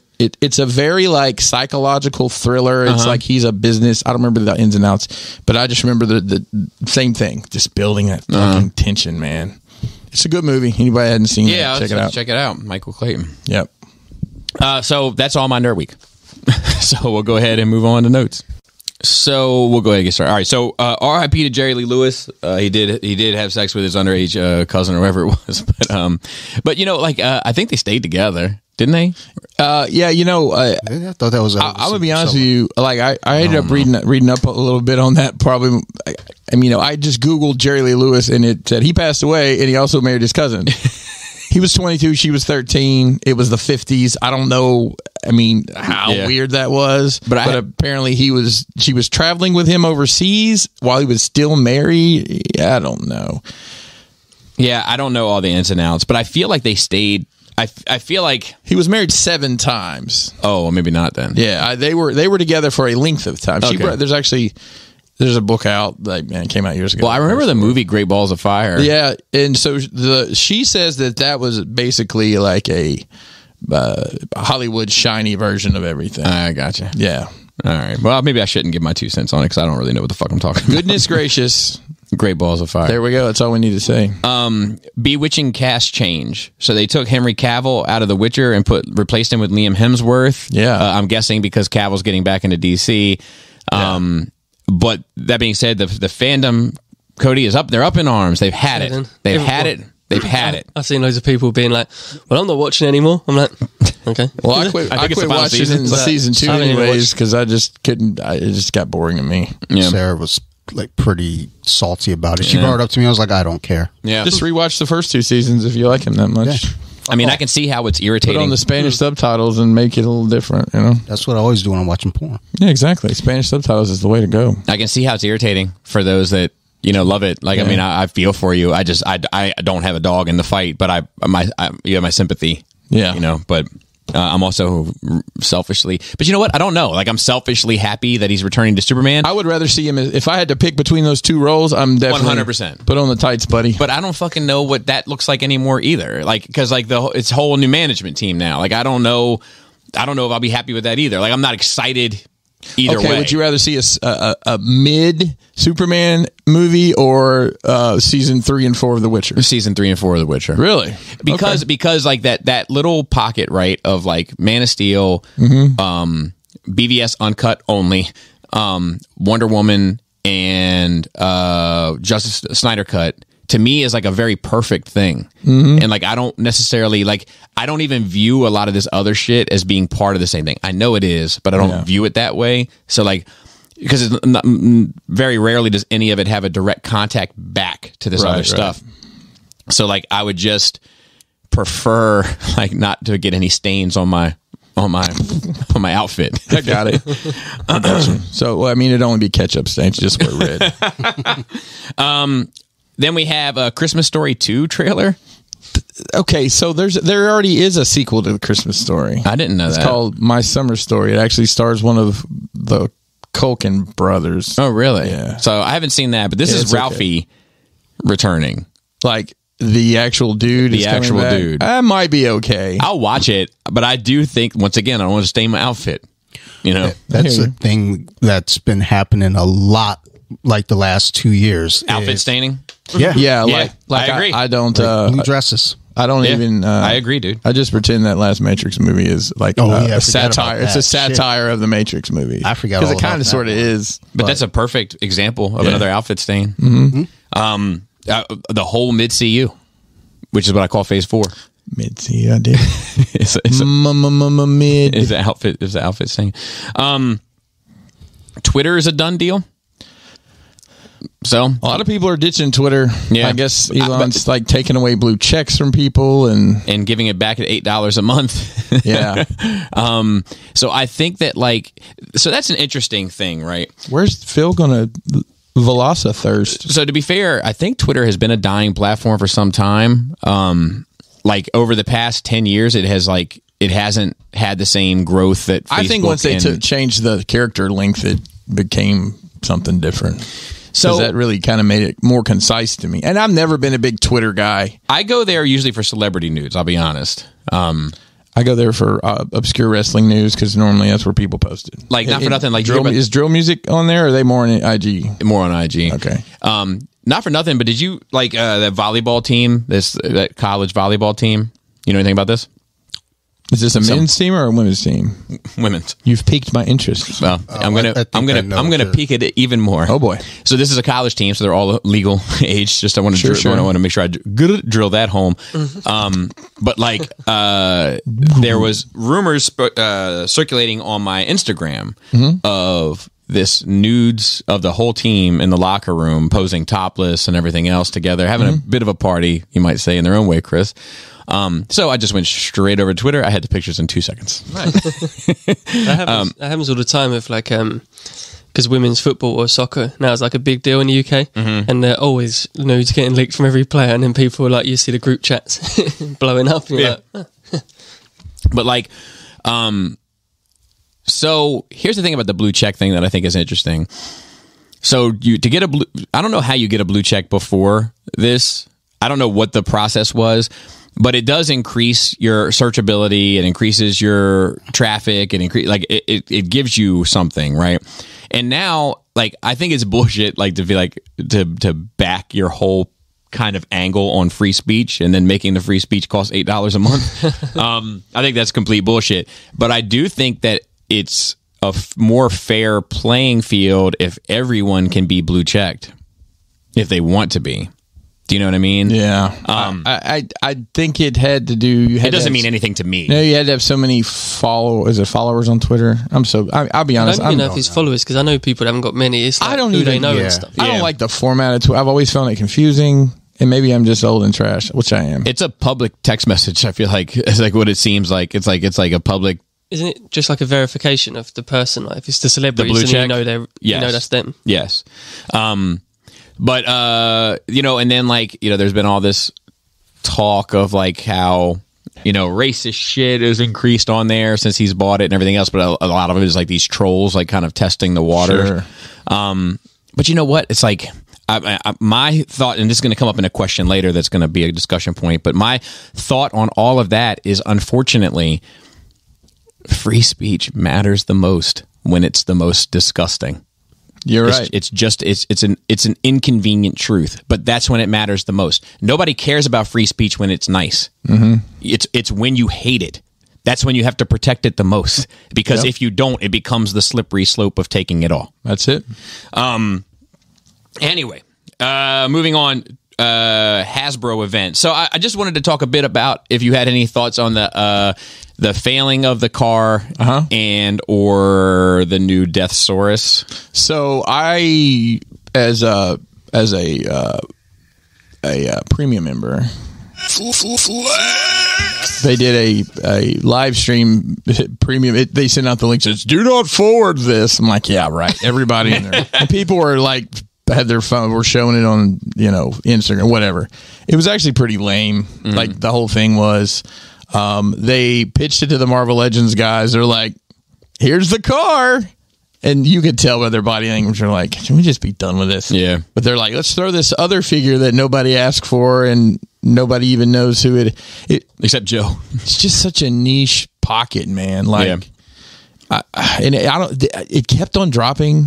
I mean, shout out to Brian Brink. By the way, I got to watch him put that shit. That's a lot of fucking work. No doubt. That dude puts in hours, but he loves it. I know. And he was like, "I've learned some stuff doing this that I've actually incorporated in my real job." Yeah, he's an analytical dude. He is.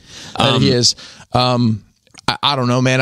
It was set for these things work two ways. It's either obvious from the beginning it's going to work, but this one seemed like it could go. It could, like in the beginning, it was like it looks like it could go. It wasn't until they started taking away the bonus figure, and then that's when they started going on a downward spiral. I don't know, man. Did you see what Ramen Toys did? Yes, that's kind of dirty. They better be careful. They better be careful because they're making third party stuff of Hasbro licensed shit. Know.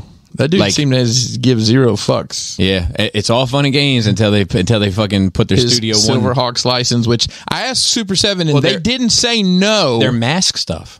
I know. Yeah, the mask stuff and I think it's very strange when a company is making licensed things and making unlicensed things of existing properties. Well, why did the figure? Because I didn't really keep up with it. I hear you guys talk about the ghost. Why did it get taken away? So this is what happened. It was the car and this Robbie Reyes figure.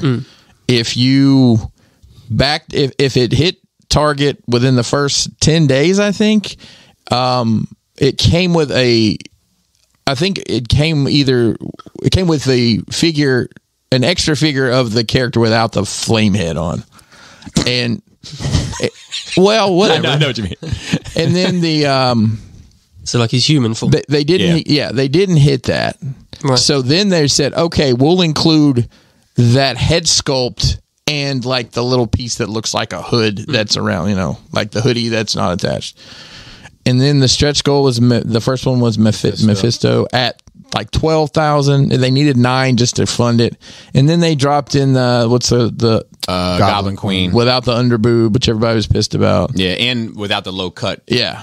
Like she didn't have no titty show. She wasn't slutty enough. And then I need my figures as whores. Exactly. Well, like especially if they're going to be crowdfunded. Like this is the space where these aren't going. This is where you should be able to give us children. This is where you should be able to give us a oola.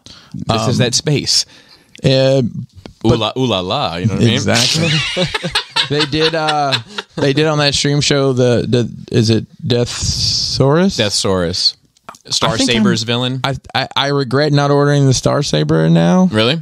Yeah, since I'm a chug thug. Yeah. Yeah. Chugging and we thugging. Book. Chug thug. As long as they're in detox, buddy. Glass cabinets. Yeah. You're like, I'm Dag nabbit. I got my chugs in glass cabinets. That sounds a little camera on him. Dag nabbit. Glass cabinet. There you go. It's just a bad habit. God damn it! I was gonna say, God damn it! I was gonna say, buying chugs. It's a bad habit, but I gotta have it. I'm sorry. Playing Street Fighter. I think I'll play Saget.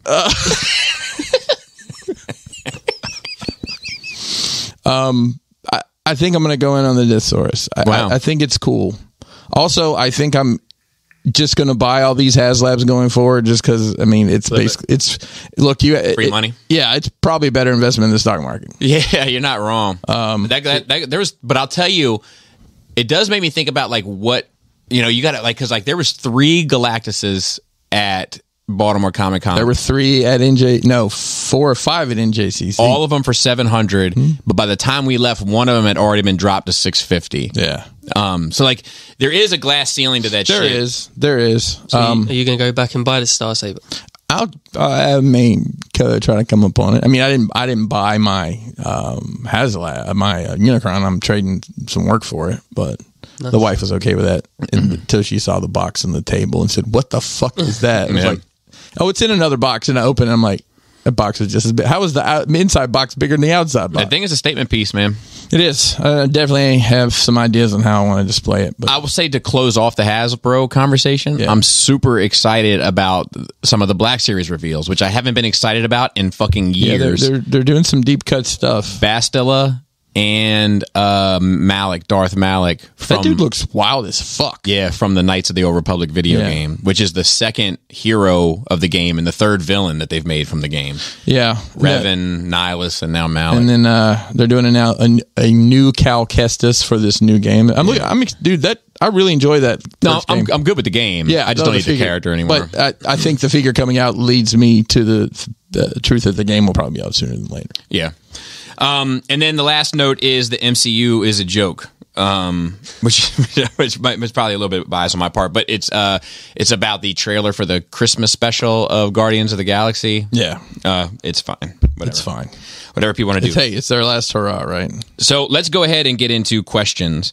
Well, you just scrolled down like a long, hard pull there. So Vex Supreme says, rapid fire. What was the worst shameful moments you didn't expect? I threw up at a red light and swallowed it because the chick riding shotgun was my hit for the night, and I did home run. Oh. I mean, I shit myself in the car. That's probably one of the worst. Driving to work. I've told this story before. Mm-hmm.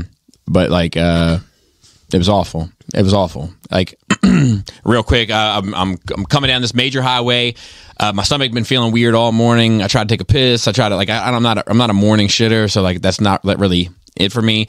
I felt this fucking gnarly fart coming on. I was like, this is probably it. This is gonna clear up the stomach issue. Farted. It was like a bubble filled with shit. Yes. So the bubble popped outside of my ass as a fart, but it was filled with shit. I reached down to grab it in an act of desperation. Mm-hmm. Shit all over my hand. I just held my hand there. Were you a father by this point? Oh my God. Okay, yeah. A father of 3. Okay. I reached into the glove compartment. I had a thing of napkins. I just grabbed them, shoved them down with my hand, and just kept my hand there full of shit in napkins while I was like probably 8 miles from work. Mm-hmm. I got to work. I get to work early. So I was like, cool, I'll be able to get in. They have like showers and stuff there. So like the locker room. So I parked and I looked in the windows, which are usually free and clear. And there's fucking 2 people hanging out early as fuck. And I was like, God damn it, my luck. So I just tucked my hand behind myself, filled with shit and napkins. And I'm walking in. As soon as I knew they were going to look at me, right? And say like, good morning or whatever. As soon as I walk in, they looked over. I just took my fingers into like a bunny ears and I put it right in front of my dick. And I just started doing a bunny ear motion, like quotes with my 2 fingers, like real quick, like, and they looked directly at it, of course, as you would. And as soon as it is, I was like, stop looking at my dick. And then they're like, oh man, they like turned their head away. Nice. And I beeline straight for the bathroom. Nice. I had a change of clothes there, showered, got myself all cleaned up. That was probably the most shameful moment of my life. One of them anyway. I've had a lot of them, so. Cody? In lockdown, I pissed myself when I was sleeping. Wow. When you like in your dream. I like that it was in lockdown. Like that makes it harder to go to the bathroom. I fell asleep on the sofa. Mm-hmm. Were you hammered? No. No, I just fell asleep. I guess it was like late night because we weren't doing much. Me and my friends were staying up gaming, and I remember in your dreams sometimes you feel like you need to pee or something. Yeah. You're like, sometimes I've dreamt I was like in the pool. Yeah, and you're like, oh, I need to get up. So I went to get up and I was like, already done it. It's like, and then I was like, oh shit, I need to hide this from Katie because I'm like, what the hell? How can I do that? And then I realised it had gone on like the sofa and stuff. I was like, oh no. So I'm in the morning. She come down in the morning. I'm like scrubbing at this thing, and I just looked. I was like, pissed myself. I was just like, and she was just like, what? I was like, don't know how to say. I've pissed myself. And I was like quite embarrassed. And then I was just like, whatever. And then I was at work all the time. I bring it up now. Like if someone says about this sort of thing, like a question, I'm like, pissed myself and knocked down. They're like, well, you're drunk. I was like, nope. Never happened since. It was weird. Dante? Just say I'm from Detroit. Man, I'm from Detroit, man. With having the colostomy, I don't have control over anything. I don't even know anything's happening most of the time. I was at work one day. This was years ago when I was teaching. And I'm talking to like whatever, like I guess their equivalent of a guidance counselor. I don't know what the fuck they did. Nothing really. But there's two of them who were sitting there chatting, whatever the fuck we're talking about. And then just randomly out of nowhere, this loud ass fart just comes out like, it was like a fucking foghorn going off. And they looked and then they looked at each other, was like, and just scurried away. And I was standing there like, and I stood there for like maybe 2 minutes. Everyone was like, what the fuck just happened? Like my stomach farted. Like, yeah, it's like, cause they don't know about it. Right. So it was like, oh, shortly after that I quit. Not because of that, but I was just like, I'm out of this fucking As place. fate would have it. I've been farted on twice this week by the baby. She was like, pick me up, and I'm holding her, and she farted in my hand, and she's like, I was like, yeah, thanks. Oh, speaking of which, I was play fighting with her when we were over the other night. And she, I think, was probably like trying to pretend she was punching me in the stomach. Oh, yeah. My stomach's a little bit higher than most folks. I'm like, hold on, you gotta watch out for that. She came back with it. I'm like, watch out. Don't tag me there. Just a punching bag. Yeah. What about you? So when I was in high school, it would have been somewhere between junior and senior year. There's a program, I think they do it in other states. It's called Boy State. They pick a couple kids from every high school, and basically you go to, like we went to Montevallo in Birmingham. It's a university. I don't know if you ever heard of it. It's a pretty small university. Yeah, it's actually it's probably like one of the most liberal schools in Alabama. But we went there, and they had basically you're learning about government and stuff, and then you take a field trip to Montgomery, where the state capitol is, and Girls State was going to be there. So I'm like, oh, I know some girls that are going to be there. So we load up. We're standing around loading up in these buses, and we're standing in the middle of the buses. And this was in the 90s. They're probably damn near straight pipes, diesel fumes. Right. And for breakfast, they give us a Twinkie, a banana, and a chocolate milk. And then we ride the bus for and the whole time I'm like, oh my God. As soon as that bus stops, I run off the bus and I throw up on the fucking the shrubbery at the Capitol building steps, and the Girls State girls are all standing right there. Like, ain't this a bitch? And I remember, and to this day, and it's funny because of the industry I work in, the smell of diesel, I cannot fucking do it. It makes me queasy to smell It's strong. Like if you get a fucking drip of diesel on you're fucked all day. It's diesel exhaust is nowhere near as bad as it was, due to EPA regulations. Thank you. Death fluid. Oh yeah. Most of the death comes from Russia and Brooklyn. Nope. I don't even know what that means. Most death. Come on, man. Oh, I didn't catch it. I thought it was going to be something drill related. Sorry. No. Okay, but that was mine. That was a long time ago, and I distinctly remember it. The second was, when did you fall that either hurt yourself or embarrassed yourself? Fall.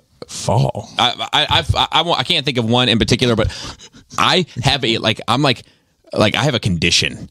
I fall going up the steps probably once a week. Never going down the steps. Just going up the steps. I wear slides most of the time, and I'll catch my slide on a step. I'm like, oh. I remember one time we were somewhere on vacation, and I was in probably high school, and we had stopped at a mall somewhere. And I remember it was in slow motion. I'm going to walk up this escalator, and I just fucking fell and knocked over this It was like one of those garbage cans. Tell you how old this was. That had like the ashtray on top of it. Yeah, you know, yeah. It knocked the whole fucking thing over in the middle of this mall. Like, what the fuck's wrong with me? I don't know. What about you, Doctor? I actually fall down the stairs quite often. Like more than most people. Do you tuck your chin and roll a shoulder, or how do you take it? I usually fall Just take like the bump? I slide like my foot for some reason. Oh, you do the boop boop boop I boop step boop. like I step too far ahead, yeah, and then I just slide down. But no, Everybody knows exactly what I'm talking yeah. about. actually, when Sophie was a baby, that happened to me twice. Oh, really? Like, and while as you soon were as holding her. As soon as I Yeah. felt, I like tucked and like grabbed onto her. Yeah. And just, like she was probably like, "Yay!" And I'm like, "No, you little fucking brat! Like we're dying." But Have y'all ever? Yeah. So you fell holding Sophie? Yeah. Have you ever tripped while holding one of the kids Oh, and like had to like, oh god, I got to take this bump? Yeah, that sucks too. Yeah. But yeah, I don't. That's probably the worst of it. I don't normally. I'm not like embarrassed by the shit. It's just I just fall downstairs. That shit happens. It's just my day. What about you? I can't really think. At work, like the same thing where I wear slides at work. I trip up the stairs quite often, but I fall over in soccer a lot. But I mean, Oh, do you? Yeah, then you got to cry and people got to help you up the field. I've seen it on TV. on the pitch, on the pitch. And then the last one he said was, "Have you ever farted at random that caught you off guard?" Fucking right. So I mean, the one story I already told. I've sneezed and farted and I sneezed while peeing. Blood came out. Then he said, I was really scared, and then I went home and jerked off, and I was okay. Like it came out okay, and I was like, all right, I'm not dying. "You're one of a kind, Dante." what? Brian Brink wrote in, which he usually does not. Whoa, the Brinkalizer himself. He said those camel crickets are spooky and relentless. Are those the spider? Spider. Yeah. Fuck those guys. Crickets, spider crickets. This time of year, they hang out at night on my back deck. Before I slide open the door, I have to be primed and ready with a spray bottle to battle them back, or they'll immediately try and jump inside my house. Leaping kamikaze style, bouncing off the door. They sometimes hang out by my front door as well. It's some kind of insect pincer move. We are at war. I sometimes feel trapped in my house at night. To quote Lord of the Rings, Gandalf reading that old book in Moria, they have taken the bridge and the second hall. We have barred the gates, but cannot hold them for long. The ground shakes, drums in the deep. We cannot get out. The shadow moves in the dark. We cannot get out. They are coming. Brian Brink. Brian, love that dude, man. All right. So Dylan S. writes in, "What's up, Nerd Ragers? Hope whomever is sitting around the table is doing well. Just a few thoughts on Andor that we're finally getting into the thick of it, so to speak. First, Bobby, are you planning on doing a Force Sensitive at all during the show? We are doing one after the show." Let me know when that is. I want to get in on that one. He said, "I'm also curious if one former collector turned filament forger has checked this show out. Second, I'm guessing he's talking about Tyler. Yeah, it'd be Tyler L. Yeah, I haven't talked to him about it. No, me neither. Second, I agree. The writing is definitely steps above anything that has been put out lately, but somehow to me, it doesn't really seem to have the Star Wars essence, like referring to blasters as guns and so few aliens. And personally, I think it should be mandatory to have screen wipes in any Star Wars on-screen media. Question is, at this point, if Jedi or Sith started popping up, do you think it would do the show a disservice? Yep. I do. Yep. Thanks for the time and always appreciate all the content and dedication to Nerd Rage. P.S. I'm more throny than Worm, but now that the Rings of Schmoer is over, how was it even a question of who the Meteor Man was? Literally, all he was missing is the friggin' wizard hat, and then the other guy's obsessed over the Forge or something. Who's Sauron? Come on. Cheers from BC Canada. You're right. So as for the thing, I agree with some of the stuff. Especially one of the things about the Emperor was that he was extremely xenophobic. That's what I was going to make that point. And he hated, I would have loved to have seen these prison colonies just fucking smothered in alien creatures. You know, he's just rounding them all up. So that would explain why you didn't see him on some of these planets, because he had gotten rid of most of them, enslaved them. The thing about Kessel, they had a lot of aliens working in there. Yeah. Maybe they're just, I think the work they're doing in the prison in Andor is very probably cohesive to the human experience, more so than that dude can't work. That dude needs to sleep a different cycle, or Yeah, but I think they've established that there's enough sophisticated aliens like Chewie. You know, Yeah. like Chewie flies a goddamn ship, Right. with those big ass paws, like he's he working levers and He everything couldn't else. fit in those bunks though. No, he couldn't. But I just feel like there is And they like also probably couldn't control him. there is a I don't fully agree with what he's saying, but There's I an don't fully element to it. disagree with what There's he's an saying. element to it. There is something missing from it. Yeah. And listen, there's going to be pockets around the galaxy that it's just one race of people, right? I mean, yes, just like but I feel Carroll like these, County. but I do feel like, these humans that they brought into this place, like from all over the place. Yeah. Like, I don't know. I think he's on to something. I think there's something that he's on to. This is from Brad B. He says, sprinkling some FT talk in here. Hey guys, big fan of the show. Was hoping to hear each of your thoughts regarding the third party panel on the Fans Toys new images of that show from last weekend. Do you think the FMO2 Ultra Magnus forearms look a bit too long and the crotch is stuck in a crotch thrust like a Japanese design like Flames Toys aesthetics? What do you think about the FT30 Superion combined mode prototype? Do you think the Fireflight and Slingshot figures have parts forming crotches and no waist swivels? So I don't know. I mean, I covered some of this on Sit Down Saturday this past week. I don't really know. Like my thoughts on most of the third party panel was, I don't really have any. Like, Yeah. it was a bunch of bleh. Like, like I'm not excited about any of it. It's nice to see that Superion is coming along, but from my vantage point, I only want them for the robots.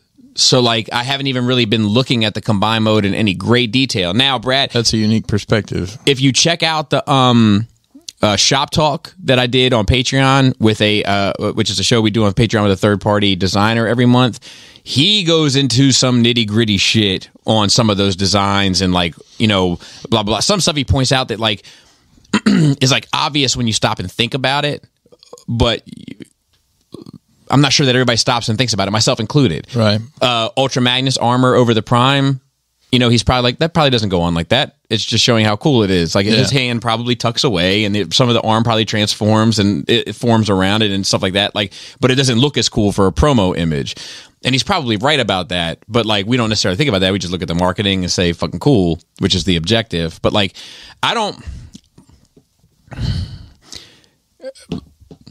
it's going to take a lot for me to get excited about third party Masterpiece from Fans Toys specifically, because they haven't teased or released a figure in years that I've been excited about. I've been vocal about everything I think that they've been doing wrong, from character choice to not being transparent about what is going on with their combiners that people have made an investment into.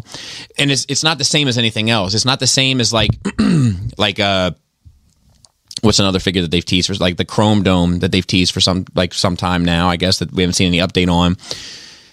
But there's no commitment there. Yeah. So it's like if it never comes out, it never comes out. They don't owe us anything. It was like people who Brian Brink put money down on Blitzwing with a retailer that's out of business now.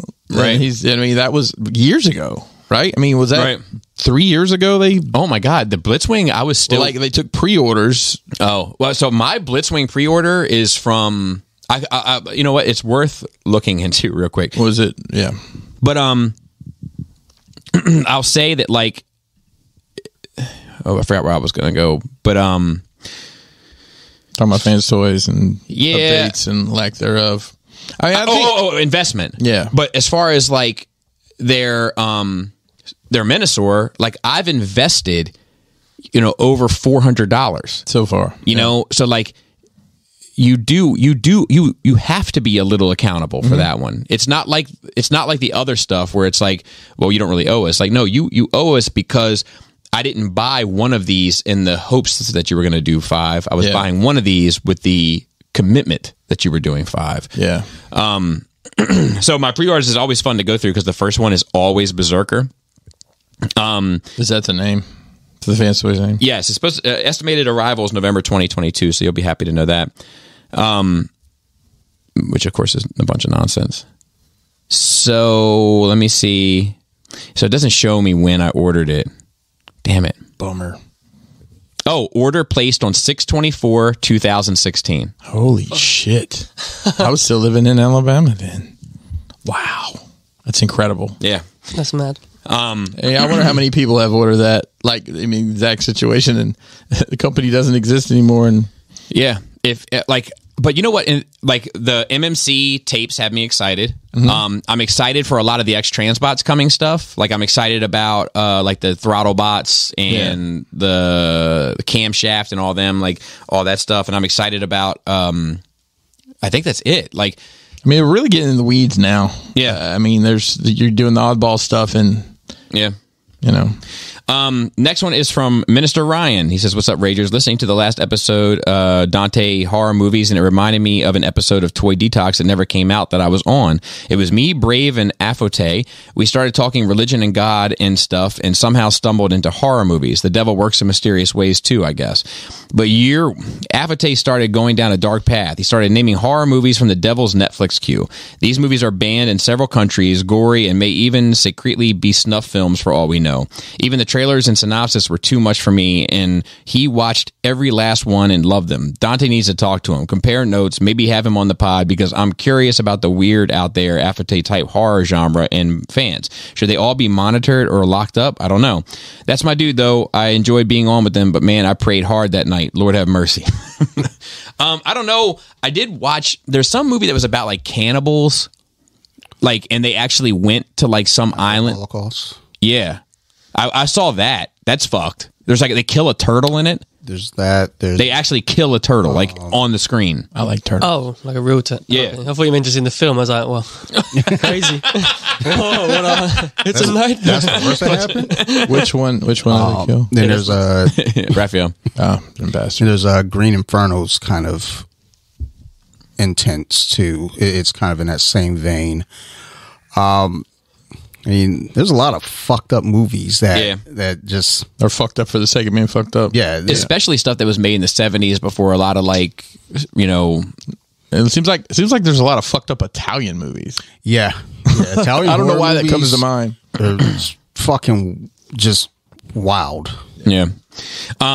Billings writes in and says, "Hey gents, just curious what you all personally do with accessories for figures, alt heads for statues, etc. I've seen various organization methods ranging from plastic bags to toolboxes. Do you ever actually swap out accessories and use them?" So for me, I have tubs of plastic bags full of accessories for action figures. My statue accessories usually 99% of the time stay in the box that I also keep. So I only, and the same with my Hot Toys stuff. So like I only keep boxes for stuff that's over $250, and namely for my wife to resell if something unmentionable should happen to me, that she could get some money. And that's where I keep the accessories for them. If it's less than that, it goes in a bag. She can sort through it. Most of it is complete. Some she'll have to do some hunting for, because there's like some bags have come open in the tubs and all that kind of shit. So that's what I do. Anybody else? I mean, like all my wrestling figure stuff, I have Ziploc bags full of hands. I don't know who they go to, but who fucking cares? It's a $20 figure, right? Yeah. A G.I. Joe's the same. I have a G.I. Joe bucket or bag, and then same with Mythic Legion. I tried at first, like Mythic Legions, to try, like, I'm gonna put the little title card with now I just throw it in I don't keep boxes for that shit anymore. I just throw it in a fucking bag, and you know, if I ever want to sell it, I'll just dig it out and figure it out or not. I do often switch out accessories, but only I don't often switch out accessories, but when I do, it's usually because I'm selling something and I'm going through a tote looking for somebody else's shit, and I'll see something. Oh, you know what? I should swap that out while I'm here, and I'll swap it out. I do any like Mezco's and any import figures. I keep those boxes, and normally I just keep the shit in the box. A lot of people are using these like Michaels has some sort of crafting.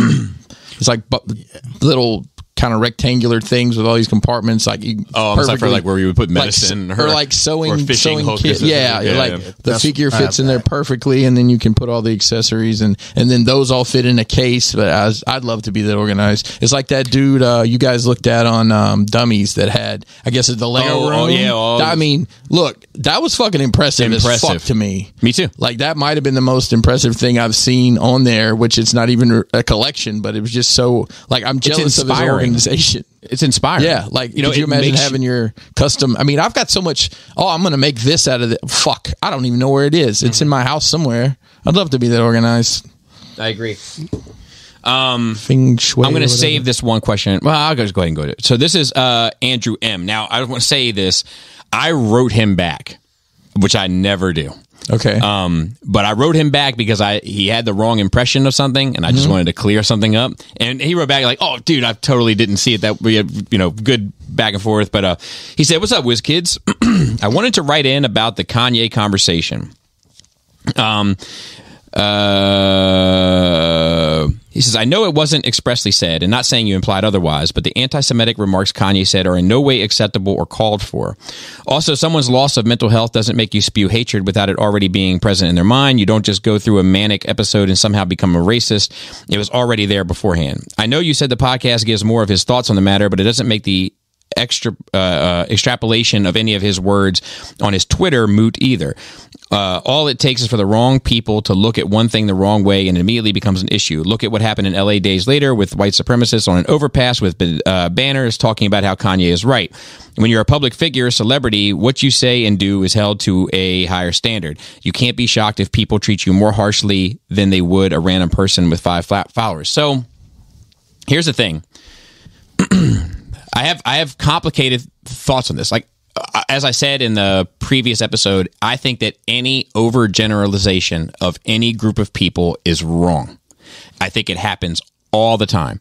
And I think there is one trans person that I know in my life. I only know one. And he is a nice enough guy. But let's say he was a fucking asshole. Mm-hmm. That would be unfair for me to go and say all trans people are fucking assholes because it's an overgeneralization, and I think overgeneralizations are wrong. But that's what I said last week, is I think that sometimes he says things and he's talking about very specific examples of people that he's dealing with, and then he's overgeneralizing it. Yep. And I think it's dangerous. I think it's that everybody does it now, and is leading us to just being more and more and more separate. Like Kanye was on the Lex Friedman podcast recently, and one thing that I thought was interesting that Lex did was, like, as Kanye is generalizing like all Jews, and Lex was like, well, give us the names. Who are you talking about specifically? Yeah. Because Lex is Jewish. Right. And he's like, I think Kanye, there's something about trust. Like that, Lex was like, that hurts me that, no one's ever said they don't trust me. Right. And that hurts me that you would say this. And he was like, but for, all the, the Jews that you're speaking of, say their names. What are their names? And that is kind of that point of, like, that overgeneralization. It's like, well, obviously, someone hurt you somewhere. Right. So who hurt you? Right. Well, I think that, like, so for instance, like, the other thing, like his anti-Semitic comments, right? Mm-hmm. So, like, here's the thing. Here's another thing that's happening, and this is also an overgeneralization. I've had this conversation pop up constantly because people know I'm a Kanye fan, and a lot of people at my job don't listen to rap music at all, and they know that I do, so they want to get my 2 cents on it. Right. My response, and I'm not saying that he hasn't made anti-Semitic comments, but my response has been, which comments? And no one can name one. Yeah. So, like, that's not to say that they don't exist, but it is to say that the headline is more well known than what he actually has been saying. That's usually par for the course with most things. But it's also something that should be examined. Mm-hmm. So then he went on and said, as far as Jewish people in the industry are going with the idea of generalizing different types of people with the comment that everyone is doing it, I feel like that can be interpreted as an excuse for his behavior. Just because someone happens to be a certain ethnicity while also being bad at running a record label doesn't link the two things. I 100% agree. And that's what I reached out to him about, was like, I don't want to make it seem like that's an excuse. I'm not saying that everyone's doing it, therefore it's an excuse. I'm saying everyone's doing it and everyone's wrong. Yeah. I think I think in this situation, it's going to be really hard to separate the art from the artist.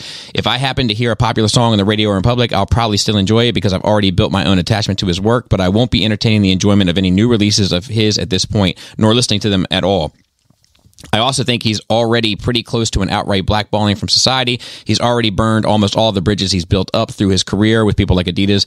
Blah, blah, blah, blah, blah. We all know the story of this. just because of how badly he's tainted his career, blah, blah, blah. This is probably way too long, but I felt like that needed to be addressed. Also, P.S. Chris reminded me in a recent episode, be careful using those McDonald's Shrek glasses. A lot of them were recalled for having traces of toxic metals in them. Oh, I know about that. Okay. I ain't died yet. I ain't scared. Those are the ones I like. So I just wanted They to make say the water taste better. that, like, dude, I think I have complicated thoughts on this. I think that he said some outrageous things, but I also think he's been saying outrageous things his whole fucking career. You know, like, look, I was a fan of Ice Cube only when he hated the white man. When he started doing Are We There Yet? Is when I started losing interest. You know, like, That's fair. like, did I think he was right? No. Did I think that what he saw of white people at that point in his life was probably the reality in which he lived? Probably. Yeah. Do I also think he was wrong? Definitely. But, like, I don't know. Dude, like, there's once again, I'm doing it, right? Sorry. Fifth Column. They have an episode on it right now, covering it in great detail. It's episode 379. It's called Midterm Closing Arguments with Killing Kanye. Oh, wow. And they go into it and they talk about whether or not what he is. They talk about what he actually has said, the platforms that he has said it on, and how it has been spiraled out of control. And most of it has been spiraled out of control. So here's the thing, right? God damn it. Like, I don't even like being put in this position. I'm trying to think of an industry that's almost, so if I say, right, let's say that the majority of plumbers in the area that we live in are white, right? And I try to start a plumbing company, and I'm just getting started, so I have to charge maybe a little bit more to stay, because I've just bought all the supplies in my van and all that kind of stuff. And they all say, fuck, we can't have another person in this area do plumbing. Let's undercut this motherfucker by $10, and it puts me out of business. And I say, white plumbers in this area are fucking killing me. You know, right? It's true. But it's also an overgeneralization, right? Now, let's say that the next county over, their plumbers are also majority white, and they take the same steps. Now, what I have said has just become true. Do you know what I mean? Yeah. So, like, some of this, in my opinion, some of this is sadly, it sounds like it's only going to reinforce his view. Yeah. Because everything that he's saying that he's having an issue with is just happening more now. So do you think that this person is going to walk away from this saying, oh, never mind, I was wrong? They're not just trying to take advantage of me at every... No, because now in his worldview, it just got worse. Yeah. You know? But I think we have seen Kanye do crazy shit, and the right people have intervened and sat down and had conversations, and it has changed. There was also recently, like, the Baby, right? The Baby, who I don't even enjoy his music really at all, got on stage at one of these festivals and said a whole bunch of homophobic shit, right? Yeah, that was several years ago, but yeah, I remember that. And they blacklisted him. You couldn't find his music on iTunes. You had to search everything to the letter, et cetera, et cetera, et cetera, right? Tried to cancel him. But there was, like, some LGBTQ association, don't get me started on who, I'll fuck it up. But they reached out to him and said, hey, would you have a meeting? And he said, yeah. And they sat down and they talked. And he came out of that seemingly a different person. Yeah. But that's the way to talk. But I mean, it's whatever. Well, you basically, what he said was, he basically said that my fans don't have AIDS because they're not nasty or something like that. Yeah, he said he said something like, if you're gay, don't be like the nasty gays and get AIDS. Yeah, like something along those lines. Like it was fucking ignorant as fuck, you know. Sure. And then later he said, my fans know what I was saying and all that, but like, still they stepped in, they had a conversation, and that person became better for it, right? Well, I think that's the thing with the Lex Friedman interview. I think that was kind of that attempt. You know, with just everything these days, everyone's quick to just write someone off or cancel them instead of saying, well, you know, it's like, well, we don't want to hear their perspective. We don't want to hear their side of the story. It's like, well, then like find a point of trying to reach them and talk to them. So the fifth column did this whole thing about how in the media in general that there is this over kind of generalization of white people. Yeah. And they played like a 1 minute clip of just bits from all major news outlets just saying how white people are destroying the country. And it's like, okay, well, that's a bit of an overgeneralization as well, because I'm just getting up and going to work. I'm not involved in the politics that you're talking about here. I'm not, you know what I mean? Like, so like it is the Kanye thing being on the front page. It's just a symptom of this disease that the whole fucking country is partaking in. From the same thing, from the way that you can hear about some people of certain swaths of life talking about Black Lives Matter or whatever, and they talk about it through a certain lens. But once again, it's through an overgeneralization of that lens, right? And then if somebody gets pinned for fucking, you know, embezzling a ton of money and laundering it, then it just only reinforces that worldview instead of actually having any sort of real conversation about it. But I digress. So we got one from Seabass. He said, "What's up, nerds? Good morning, afternoon, and good night, gentlemen. Seabass here. Let's talk about the Snyder Cut, but not the one you're thinking of. Did you know there's a Snyder Cut of The Watchmen? Comes in at a whopping 3 hours and 35 minutes. Does it add a ton of new information? Not really, but it was an interesting watch. Always keep up and keep on." So I have it. I love it. It's definitely an art piece of sorts, right? Because it cuts in the animated movie as well. So like in the Watchmen comic, the young kid that hangs out at the newsstand, he's in the movie at the very end. He's like reading a comic, but in the Watchmen comic, he hangs out at the newsstand like the whole book, and he's reading this book about pirates. And there's an animated movie that they made just based on that book, and that's actually cut into the movie at like the same point that is cut into the comics in certain spots. And it's all a metaphor for what's going on in the film also. And yeah, I love it. But I'm a sucker for that dude, I guess. Alan Mack writes in. He says, "All right, boys, evening, gents. Don't know who will be with you tonight, Bobby, but we hope all is well. Chris, try Redbreast 12-year. Much better than standard Jameson. Send me a bottle, man. I'd love to try it." Killer costume from your party. Hope more pics will follow. So questions time. If you could pick any costume, movie, film, anything for a Halloween party and money is not an issue, what would you pick? So here's my thing. My thing is usually not about money. It's about my genetics. And honestly, what am I going to be comfortable in for hours? You know, like hey, I'd like. How about a screen accurate Iron Man armor? But I'm not going to be comfortable. I'd love to be the Hulkbuster armor. Oh, bro, let's go. Just can't do it. Oh, let me think here. And some of it, I mean, I guess he's saying if money's no object, you could have like plastic surgery, or you know what I mean? You could go to. Oh, then I want to be Princess Leia then. In the bikini. I would never leave the bedroom. That's right. Robert Downey Jr. from Tropic Thunder. I'm the dude playing the dude disguised as another dude. Yeah, I don't know. I'd be Al Pacino from that movie. I'm gonna be Killer Shark. Oh yes, yes. That's I want a real human leg to walk around with. Cody, would you be King Charles? Yeah. Daddy, would you like some sausages? Thoughts on Star Wars Tales of the Jedi? We covered that. Chris, would you ever think of doing any Star Wars diorama stuff, and would you ship outside the U.S.? I ship outside we ship intergalactically. The thing about Star Wars is Star Wars has got to be Star Wars. I mean, I've designed some stuff that's vaguely Star Wars. You got Star Wars is like it's stucco with some tech a lot of the time, or it's like super techie stuff, right? And I've done both of those. I just haven't done anything. And part of the reason why is there's companies that do like, you know, the Galactic Trading Post that did the Space Walls, although they're horribly out of business now. Yeah, that's a sad story, but yeah, definitely could and would do something. Hit me up if you have an idea. It says, what do you do to relax or take your frustrations out or stress from the shit that you have a bad day at work? Yeah, I drink. That's what I do. like an adult. Play video games, honestly. And yell at my kids. I shoot people in the head. Cyberpunk. Soccer for me, I think. Mm-hmm. I think if you can call it football. There you go. There you go. But if I'm playing football, don't I don't think about accent. We know what you're talking about. Yeah, I don't think about anything else when I play football. It's quite a nice switch off.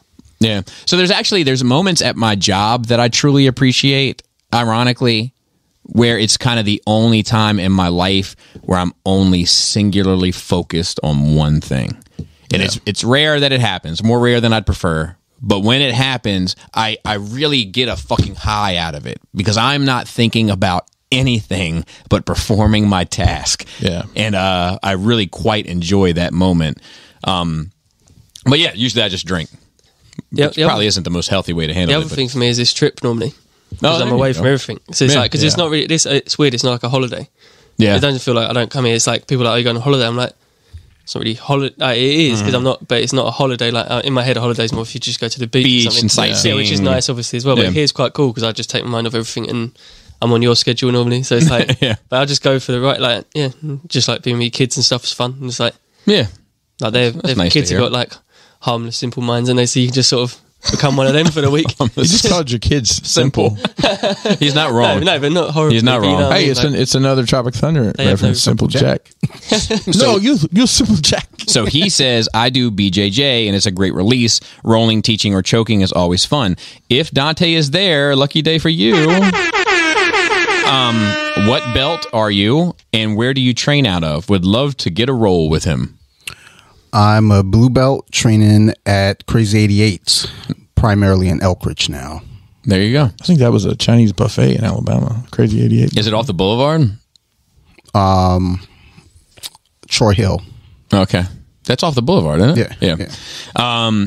Okay, and then another one from Alan. He says, sorry, I forgot to add, what you guys think of the new Star Wars Black series that have been announced? Oh, we covered that one as well. Man, you're just, it's like a pot of gold for you here, buddy. Yep. So those are the only two that I have an opinion on. Is that the Bastila, Malik, and maybe it was one. Oh, and Mara Jade. They did a Mara Jade, which was nice to see too. I would love to see more of that kind of stuff. And they're doing some of the Andor characters. Yeah, that doesn't excite me as much. But you know what also is interesting is I saw a Hasbro exec on Instagram after the car failed, put up a story.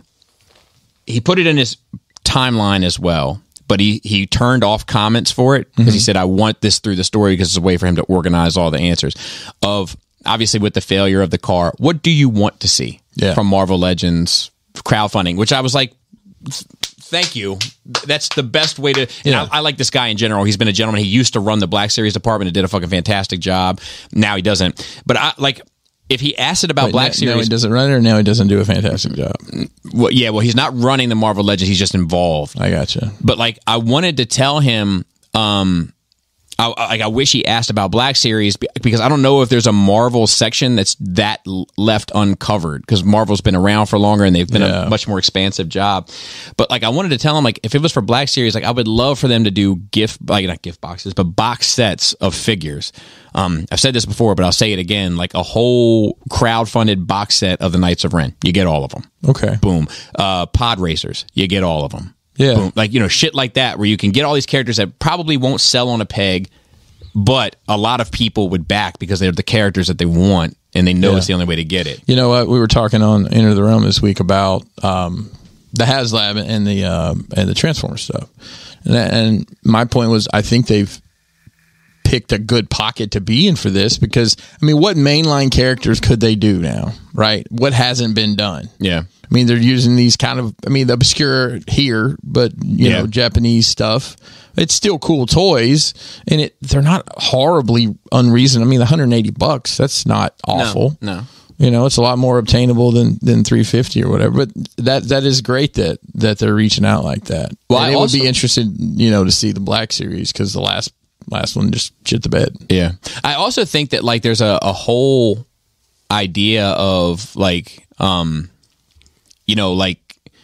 what could they do with Transformers on a crowdfunding level beyond their normal approach? I think they could do. I think if they did a Devastator, even if it was a chug scale, but it was. I think they could probably do any combiner. As a set, but with real love put into it.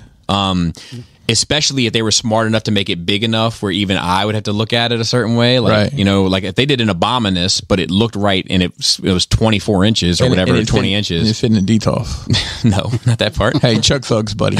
But if I saw that, I would be like, I'm in. Sure. You know, the same way I was with Unicron, right? Same kind of idea. I think that maybe like, what does it look like if Masterpiece tries? I mean, if Hasbro tries their hand at a Masterpiece, Yeah. you know, like, look, we can charge money for it now. Like, so all that stuff is kind of interesting to me. Hey, if you want to send questions, Oh, I'm glad you said that. You can email us at nerdrageradiomail@gmail.com. hey, I didn't check with Bobby, but I'm sure he's okay with it. My birthday's this weekend, and next episode, I'm going to read the questions. So address them to me. Yeah. That's my birthday treat. I get a read in public. Lucky you. The Alabama treat. Hey, listen. I got a gold star by my name more than once, Dante, all right? With that, shout out to everybody else in the cool table. As far as I'm concerned, you're part of the cool table too. Even if you're not part of the cool table or just listen to this podcast, I fucked it all up. We're just going to go with it. Thank you, Cody, for attending while your girlfriend is upstairs making her way through the day without you. Thank you, Dante, for coming as well. And Eric B, I finally got Dante his shit. Yes, thank you. And shout out to the rest of the Nerd Rage team. Joe, who was on assignment, of course. Ricky Ticket Timber does the videos. Raul on Instagram. Marilyn Phil on the notes and on Twitter. And, of course, Dante was here with us today. And with that... Swinging sack. Wax buttholes. Tasty tape. Tight dick player.